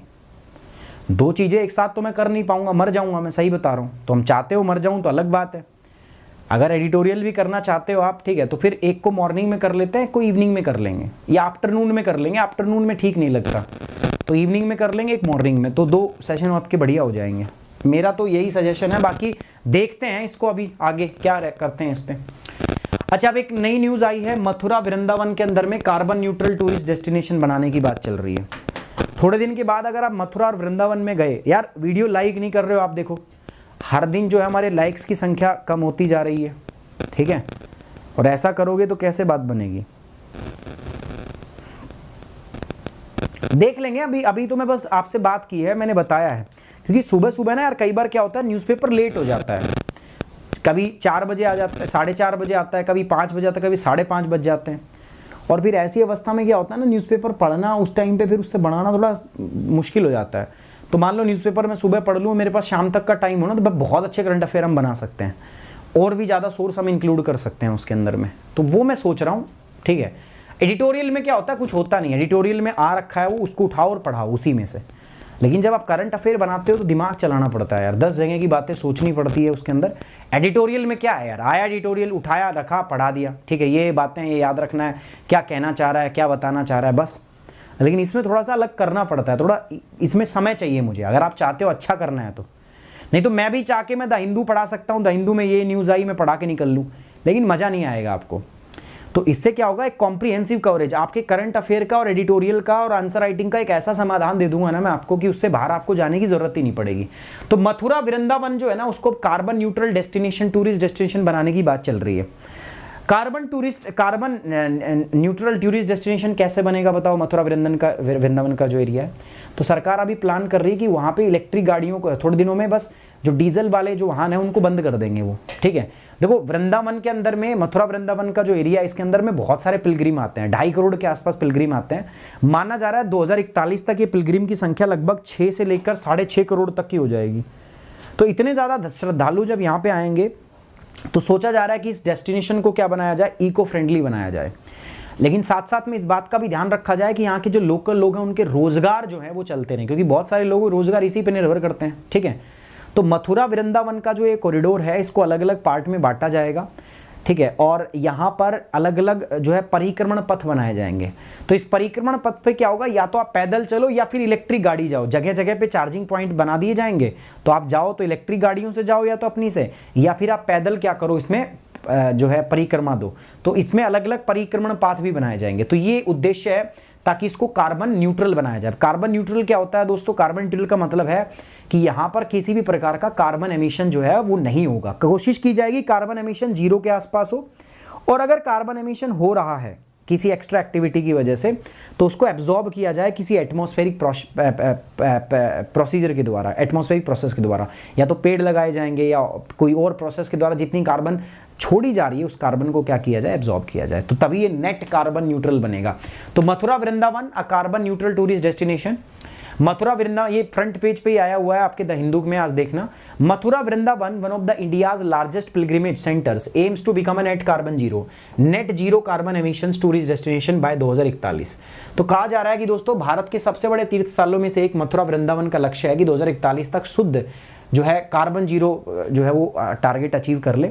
This means that tourist vehicles will be banned from the entry in the Braj region. भाई बाहर के जो टूरिस्ट व्हीकल है ना वो नहीं आएंगे ब्रज के क्षेत्र के अंदर में, ठीक है। तो इसमें सारे सेंटर आते हैं, वृंदावन जो कृष्ण जन्मभूमि से जुड़े हुए हैं ना, वो सारे पिलग्रिमेज सेंटर्स इसके अंदर में शामिल है। सिर्फ और सिर्फ इलेक्ट्रिक व्हीकल आया जाएगा, जो पब्लिक ट्रांसपोर्ट होगा वो भी इलेक्ट्रिक व्हीकल के माध्यम से यहाँ पे होगा। इसके अंदर में 252 वाटर बॉडीज हैं यहाँ पे, ठीक है। 252 के आसपास वाटर बॉडीज हैं इस एरिया में, और 24 फॉरेस्ट एरिया यहाँ पे सबको रिस्टोर किया जाएगा, ठीक है। दोबारा से सबको रिस्टोर करने की बात कर रही है, सबको हम रिवाइव करेंगे। The plan is to divide the entire region into 4 cluster. ये जो वृंदावन का जो ब्रज का क्षेत्र है इसको 4 अलग अलग क्लस्टर के अंदर बांटा जाएगा। ईच क्लस्टर कंटेनिंग 8 की सिटीज, हर के अंदर में एक क्लस्टर में 8 मुख्य सिटीज जो होंगी वो शामिल होंगी। The idea is to form small circuits called परिक्रमण पथ। आइडिया क्या है दोस्तों, आइडिया ये है कि हम छोटे छोटे सर्किट बना ले जिसको हम परिक्रमण पथ के नाम से जानेंगे। तो हम ऐसे छोटे छोटे सर्किट बनाने का यहाँ पे प्रयास कर रहे हैं, which the pilgrims can undertake either on foot और यूजिंग इलेक्ट्रिक व्हीकल। या तो पैदल जाओ या अपने इलेक्ट्रिक व्हीकल के माध्यम से। उद्देश्य क्या है, ऑब्जेक्टिव मैंने बता दिया दोस्तों कि अभी लगभग 2.3 करोड़ श्रद्धालु आते हैं, ये बढ़ेंगे, इनकी संख्या 6 करोड़ 7 करोड़ के आसपास जाएगी 2041 तक। तो ऐसी अवस्था में हमें क्या करना है, इस डेस्टिनेशन को इको फ्रेंडली बनाना है और प्रयास करना है कि जो लोकल एरिया उसके किसी भी प्रकार से उनकी जो आमदनी है उनके ऊपर में लॉस ना हो। तो इस प्रकार से हमें करना है, तो हमने ये किया। नेट जीरो क्या होता है, to attain a net zero carbon emission status green house gas emission must be reduce to as close to zero as possible. अगर हमें नेट जीरो बनना है इसका मतलब क्या है कि हमें ग्रीन हाउस गैस का एमिशन 0 के आसपास पहुंचाना है जितना हो सके पॉसिबल। और नहीं भी पहुंचता है तो कोई दिक्कत नहीं है, जितना बच गया, ठीक है। While any emission remaining emission be reabsorb from the atmosphere, जो बच गया एटमॉस्फेयर से उसको रीअब्सॉर्ब किया जाए बाय द ओशन और फॉरेस्ट। इसको हम कहते हैं नेट जीरो, ठीक है। आगे बढ़ते हैं दोस्तों आपका, तो कॉर्डिसेप्स मिलिटेरिस, इसको हम सुपर मशरूम कह रहे हैं। कॉर्डिसेप्स मिलिटेरिस ये रही दोस्तों, बेसिकली एक फंगी है जिसको हम लैब में उगाते हैं। आपको पता है पिछली बार गुच्ची मशरूम से सवाल आ गया था, तो मैंने सोचा इस बार यार ये सुपर मशरूम है, इसको लपेट ही लिया जाए, पढ़ लिया जाए। ये कल द हिंदू के अंदर फ्रंट पेज पे आई थी बट छूट गई थी। मुझे लगा कि मैंने कवर कर लिया बट ये छूट गई थी। मैंने पढ़ भी लिया था बट फिर भी मेरे ध्यान नहीं रहा, तो इसीलिए मैं आज कवर कर रहा हूँ इसको दोस्तों। कॉर्डिसेप्स मिलिटेरिस, इसको हम सुपर मशरूम कहते हैं। तो इस कॉर्डिसेप्स मिलिटेरिस को जब हम गोल्ड सॉल्ट के साथ मिलाते हैं तो उसके बाद में एक नैनो पार्टिकल साइंस बनती है दोस्तों, जिससे हमारी बॉडी के अंदर में जो हम दवाइयां लेते हैं, ड्रग्स जो लेते हैं, उनका एब्जॉर्प्शन बहुत तेजी से बढ़ जाता है, ठीक है, हाई एब्जॉर्प्शन हो जाता है। तो ड्रग डिलीवरी जो है वो अच्छी हो जाती है। तो एक नई डिस्कवरी हुई है और इस नई डिस्कवरी को पेटेंट किया गया है जर्मनी के अंदर में। तो यही हम पढ़ रहे हैं दोस्तों, cordyceps militaris super mushroom, a gold mushroom, gold और मशरूम, गोल्ड सॉल्ट और सुपर मशरूम का combination to ease the drug delivery, ताकि जो ड्रग डिलीवरी है वो बढ़िया हो जाए। ये मुद्दा है हमारा, द हिंदू में आया हुआ है। कह रहा है कोर्डी गोल्ड नैनो पार्टिकल, इसको दिया गया है नाम core dash AUNP, Cordy gold nano particles, the outcome of a collaborative experiment. अभी जो कोर्डी गोल्ड नैनो पार्टिकल हमने बनाया है ना, ये कह रहा है कि आउटकम है किसकी, कोलैबोरेशन हुआ है scientist from the 4 Indian institution, Bharat के 4 जो इंस्टीट्यूशन के साइंटिस्ट ने कोलैबोरेट करके कोर्डी गोल्ड नैनो पार्टिकल बनाया, किससे, कोर्डिसेप मिलिटरिस और साथ साथ में गोल्ड जो हमारा सॉल्ट है उसके माध्यम से। Have earned an international patent from Germany, तो जर्मनी में इनको इंटरनेशनल पेटेंट जो है वो मिल गया है दोस्तों। These nano particle could make drug delivery in the human body faster and sure. कह रहा कि इन नैनो पार्टिकल के माध्यम से मानव के शरीर के अंदर में जो ड्रग डिलीवरी है वो तेजी से और सुरक्षित तरीके से हो जाती है। Core AUNPs derived from the synthesis of extract of Cordyceps militaris and gold salt। तो हम ये जो बना रहे हैं जिसको हम कोर्डी गोल्ड नैनो पार्टिकल कह रहे हैं, यानी कि कोर AUNP, तो हम इसको कैसे बना रहे हैं दोस्तों, कॉर्डिसेप मिलिटरिस और साथ साथ में सॉल्ट गोल्ड मिला के, ठीक है, तब हम इसको क्या कर रहे हैं दोस्तों, बना रहे हैं। अब ये कॉर्डिसेप मिलिटरिस क्या है, ये मशरूम जैसी दिखती है, गोल्ड मशरूम, हम इसी को बोल रहे हैं सुपर मशरूम, क्योंकि इसके अंदर में बहुत सारी क्या है दोस्तों, मेडिसिनल प्रॉपर्टीज हैं। कॉर्डिसेप मिलिटरिस जो है it is a parasitic fungi that forms a small 3 to 4 centimetre about 1.3 inch mushroom like fruiting structure with a bright orange head और कैप, जो अभी मैंने फोटो में दिखाया ना। तो कह रहा है कि जो कॉर्डिसेप मिलिटरिस है एक परजीवी कवक है जो एक छोटे 3 से 4 सेंटीमीटर मशरूम की तरह एक चमकीले नारंगी सिर और टॉपी के साथ फैलने वाली संरचना बनाता है, ठीक है, ऐसे फैल जाता है, देखा था ना अभी, अरे ये रहा, तो ये मशरूम के जैसे ना, ऐसे देखो नीचे है तो ऐसे फैल जाता है, ठीक है। वैसे क्या है दोस्तों, एक फंगी है, एक कवक है।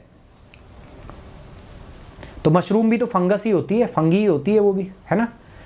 They are called super mushroom, इनको हम सुपर मशरूम कहते हैं। किसको कहते हैं दोस्तों, कॉर्डिसेप मिलिटरिस। इस बार गुची मशरूम आ गया तो ये भी पता नहीं पूछ लिया जाए।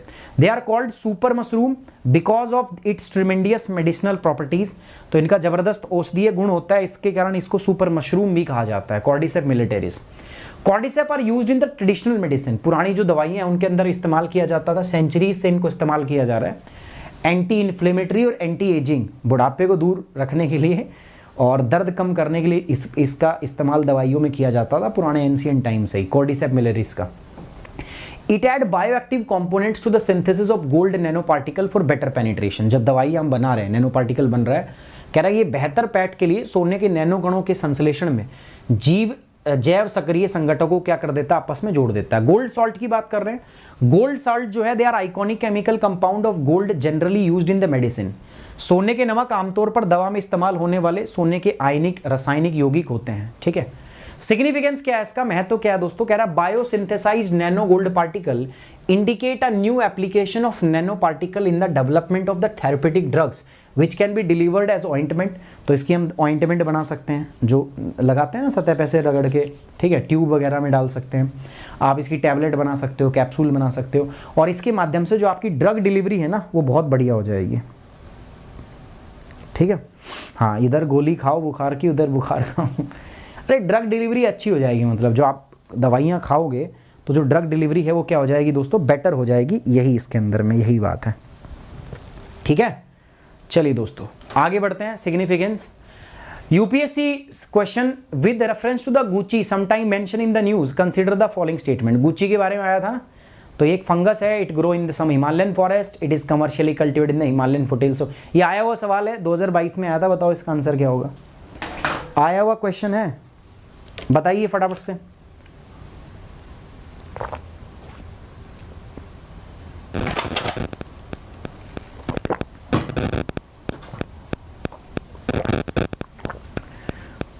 हिमालय क्षेत्रों के अंदर नहीं मिलती है, 1 और 2 is the correct answer. Chinese spy vessel in Indian ocean, अभी आपको पता है हमने अब्दुल कलाम आइलैंड जो हमारा, वहां से हमने एक मिसाइल, बैलिस्टिक मिसाइल को टेस्ट किया है। जब हमने मिसाइल टेस्ट करते हैं ना तो चाइना वाले ये बड़े हरामखोर हैं दोस्तों। ये क्या करते हैं, अपना जो स्पाई वेसल है, जहाज है एक बड़ा सारा इनका, ठीक है, उनका नाम भी है वोंग पोंग पता नहीं क्या है, तो उसको ये आसपास ले आते हैं। अभी थोड़े दिन पहले अगस्त के अंदर में भी इन्होंने हम्बन तोता पे ले जाकर खड़ा कर दिया था, जब भी हमने मिसाइल को टेस्ट फायर किया था। अभी इन्होंने फिर से ऐसा ही किया है, ठीक है, इन्होंने एक और ये खड़ा कर दिया ले जाके। ये जो इनका है, ये जहाज जो है इनका, चाइनीज़ वेसल जो है दोस्तों, ये बैलिस्टिक मिसाइल की एक्यूरेसी, ठीक है, उसकी स्पीड वगैरह ये सब कुछ इसका पता लगा सकता है। तो एक बार इंडिया ने फिर से इसके ऊपर रेड फ्लैग जो है वो दिखाया है कि यार ये गलत है, ठीक है। तो चलिए इसको पढ़ते हैं, मुद्दा क्या है। India keep close tabs on Chinese spy vessel in Indian Ocean while ballistic missiles test planned for next week likely to be drafted. Another Chinese research and space tracking vessels is now prowling in the Indian Ocean region at a time when India is testing missile in the Bay of Bengal. हम test कर रहे हैं missile और वो लेके आ गए हैं अपना ये जो इनका नाम है कोई वोंग पोंग पता नहीं क्या है। The docking of a similar Chinese spy vehicle at Hambantota Tota in August had led to a major diplomatic wrangles between India and Sri Lanka. अगस्त में भी हम्बन तोता पे इसी प्रकार का एक चीनी जासूसी जहाज खड़ा हुआ था, जिसके कारण भारत और श्रीलंका के बीच में राजनयिक विवाद जो है वो खड़ा हो गया था।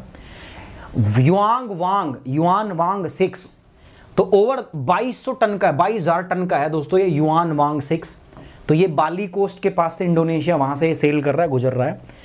इसके अंदर बहुत बड़े बड़े एंटीना है दोस्तों, एडवांस सर्वेलेंस इक्विपमेंट है इसके अंदर में, सेंसर लगे हुए हैं, ठीक है। ये इलेक्ट्रॉनिक स्नूपिंग कर सकता है, जांच कर सकता है दोस्तों। ये सैटेलाइट को मॉनिटर कर सकता है, ठीक है। साथ साथ में इसकी सैटेलाइट जो होती है, बैलिस्टिक मिसाइल की ट्रेजेक्ट्री क्या होगी, कहाँ से मिसाइल जाएगी, क्या उसकी एक्यूरेसी होगी, सब चीज़ें जो है जाँच कर सकता है, ठीक है। युआन वांग 6 इसी से हमें थोड़ा सा खतरा है, ठीक है, कि भाई हमारी जासूसी कर रहा है। China has been regularly sending such spy vehicles ships to the IOR।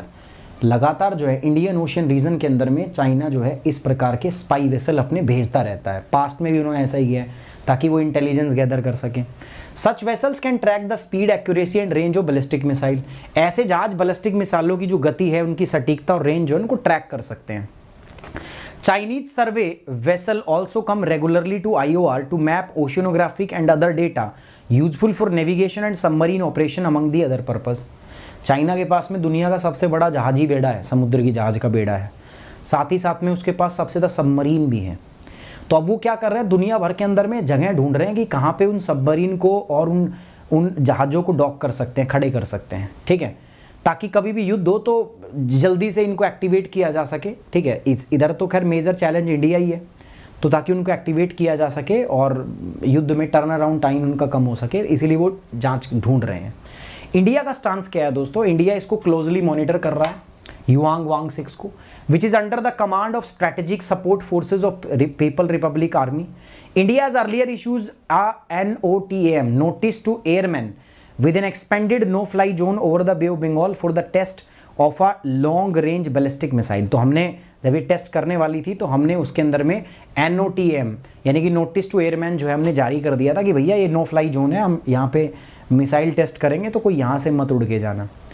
A new AD-1 interceptor missile, यही तो हमने अभी टेस्ट फायर की है, AD-1 interceptor missile for phase 2 of indigenous two tier ballistic missile defence system was also tested from Abdul Kalam Island, ठीक है। अभी हमने रिसेंटली इसको टेस्ट फायर किया है।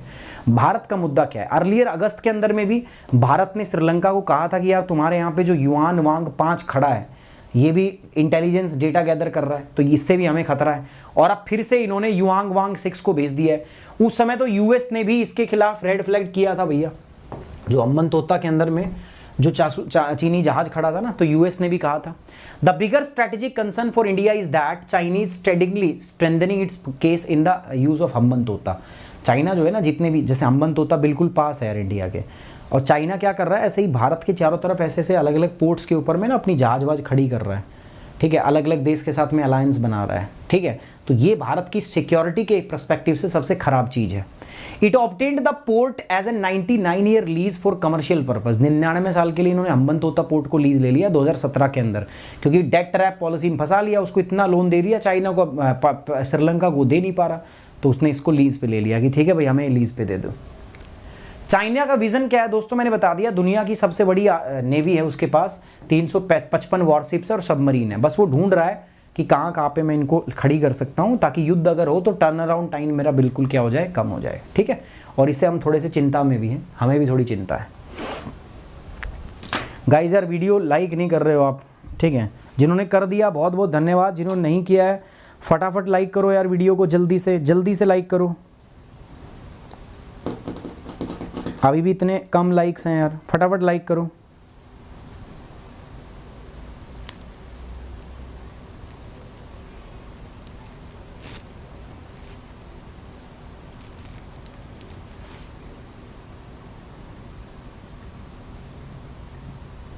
चलिए आगे बढ़ते हैं दोस्तों।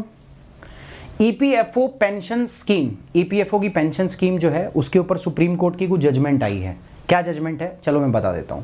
Pension coverage extended in 2014 to employ drawing salary more than 15,000 per month subjected to member contributing at a rate of 1.16। मैं आपको आगे पढ़ाता हूं, समझ में आ जाएगा आपको, ये आया है मुद्दा जीएस पेपर 2 से, important aspects of government transparency and accountability. Supreme court ने जो एम्प्लॉय पेंशन अमेंडमेंट स्कीम 2014 जो पास हुई थी एम्प्लॉय प्रोविडेंट फंड के अंदर में, उसको लीगल और वैलिड डिक्लेयर कर दिया है। द हिंदू के फ्रंट पेज पे आया हुआ है। सुप्रीम कोर्ट ने कहा है, ठीक है, अपनी एक एक्स्ट्रा ऑर्डिनरी पावर का इस्तेमाल किया है जो आर्टिकल 142 के अंदर सुप्रीम कोर्ट के पास होती है। आर्टिकल 142 क्या है एक बार देख लेना। तो आर्टिकल 142 के तहत में सुप्रीम कोर्ट के पास एक एक्स्ट्रा ऑर्डिनरी पावर होती है। Court allowed eligible employee who had not opted for enhance pension coverage prior to 2014 amendments to jointly or do so their employer within the next 4 month. भाई ऐसे 2014 में ऐसे employee जो EPFO की scheme का लाभ नहीं ले पाए थे, ज्वाइन नहीं कर पाए थे, तो उनको 4 महीने का एक्सटेंशन दे दिया सुप्रीम कोर्ट ने कि आप अगले 4 महीने में जाके ज्वाइन कर लो।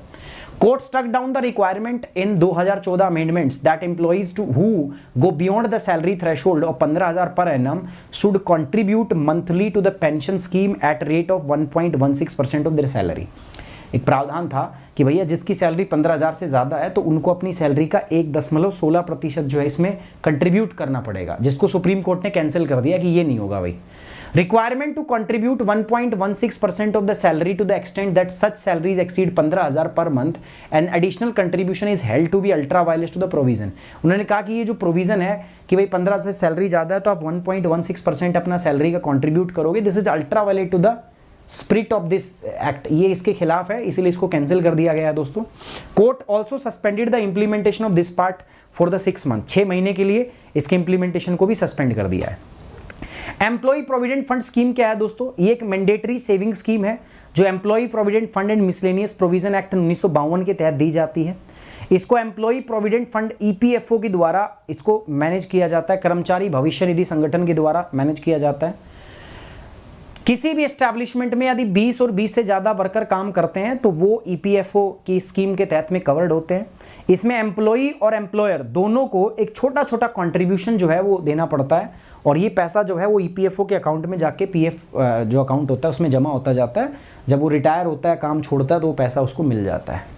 सेंट्रल बोर्ड ऑफ ट्रस्टी यही की डिसीजन मेकिंग बॉडी है, यही तय करते हैं कि जो आपका पैसा रखा जा रहा है अकाउंट में, ठीक है, जैसे आपकी सैलरी से भी थोड़ा थोड़ा पैसा कट रहा है और उतना ही पैसा कौन कंट्रीब्यूट कर रहा है, जो आपका एम्प्लॉय जिसने आपने नौकरी दे जिसने आपको नौकरी दे रखी है, तो दोनों वो पैसा क्या करते हैं, जमा करते हैं। तो वो जिस खाते में जमा होता है सरकार उस पर आपको ब्याज भी देती है, इंटरेस्ट भी देती है।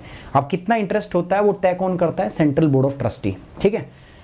It takes call on the interest rate, मैंने बताया सेंट्रल बोर्ड ऑफ ट्रस्टी जो है they decide interest rate on the EPFO deposit, हर साल ये डिसाइड करते हैं, ठीक है, मिनिस्ट्री ऑफ फाइनेंस की सहमति के साथ में पूरा यही डिसाइड करते हैं। फिर बाद में मिनिस्ट्री ऑफ फाइनेंस जो है उसको रेटिफाई करती है कि ठीक है भैया सही है या नहीं है, ठीक है। ईपीएफओ स्कीम में बता ही चुका हूँ आपको। पेंशन स्कीम और होती है 1995, इसमें मंथली बेनिफिट दिया जाता है रिटायरमेंट के बाद में, अगर डिसेबिलिटी हो जाए या वीडो वगैरह सब बच्चों को। इट्स मिनिमम पेंशन और disablement it provide past service benefits of the participants east while family pension scheme 1971। Insurance scheme भी होती है, मान लो काम करते करते टाइम भाई किसी की डेथ वगैरह हो जाती है तो ऐसी अवस्था के अंदर में एम्प्लॉय को इंश्योरेंस दिया जाता है, जिसमें जो उसकी वेजेस होते हैं उसका 20 टाइम उनको बेनिफिट जो है वो दिया जाता है, ठीक है। 2021 में interest rate of deposit were set to be 8.5 rates, तो ये तो चलता रहता है, रेट का ऊपर नीचे चलता रहता है। रिलेटेड सर्च में प्यारे बच्चों आपको employ provident fund and miscellaneous provident provision act 1952 and pension distribution in unorganise sector, ये आपको ध्यान में रखना है। ठीक है, क्लियर है? क्लियर है? फटाफट से बताओ जल्दी से। क्लियर है तो कमेंट बॉक्स में ओके की रिपोर्ट कर दो, सारे के सारे बच्चे ओके की रिपोर्ट कर दो। और सबके सबसे रिक्वेस्ट है, टेलीग्राम चैनल जिन्होंने नहीं ज्वाइन किया है, देखो मैं फिर से लिख रहा हूँ यहाँ, टेलीग्राम चैनल से जुड़ जाओ। अभी PDF इस पे मैं दे दूंगा, ठीक है। और चलिए क्लास को समाप्त करते हैं। On this note we are ending this session. Thank you very much, take care, bye bye.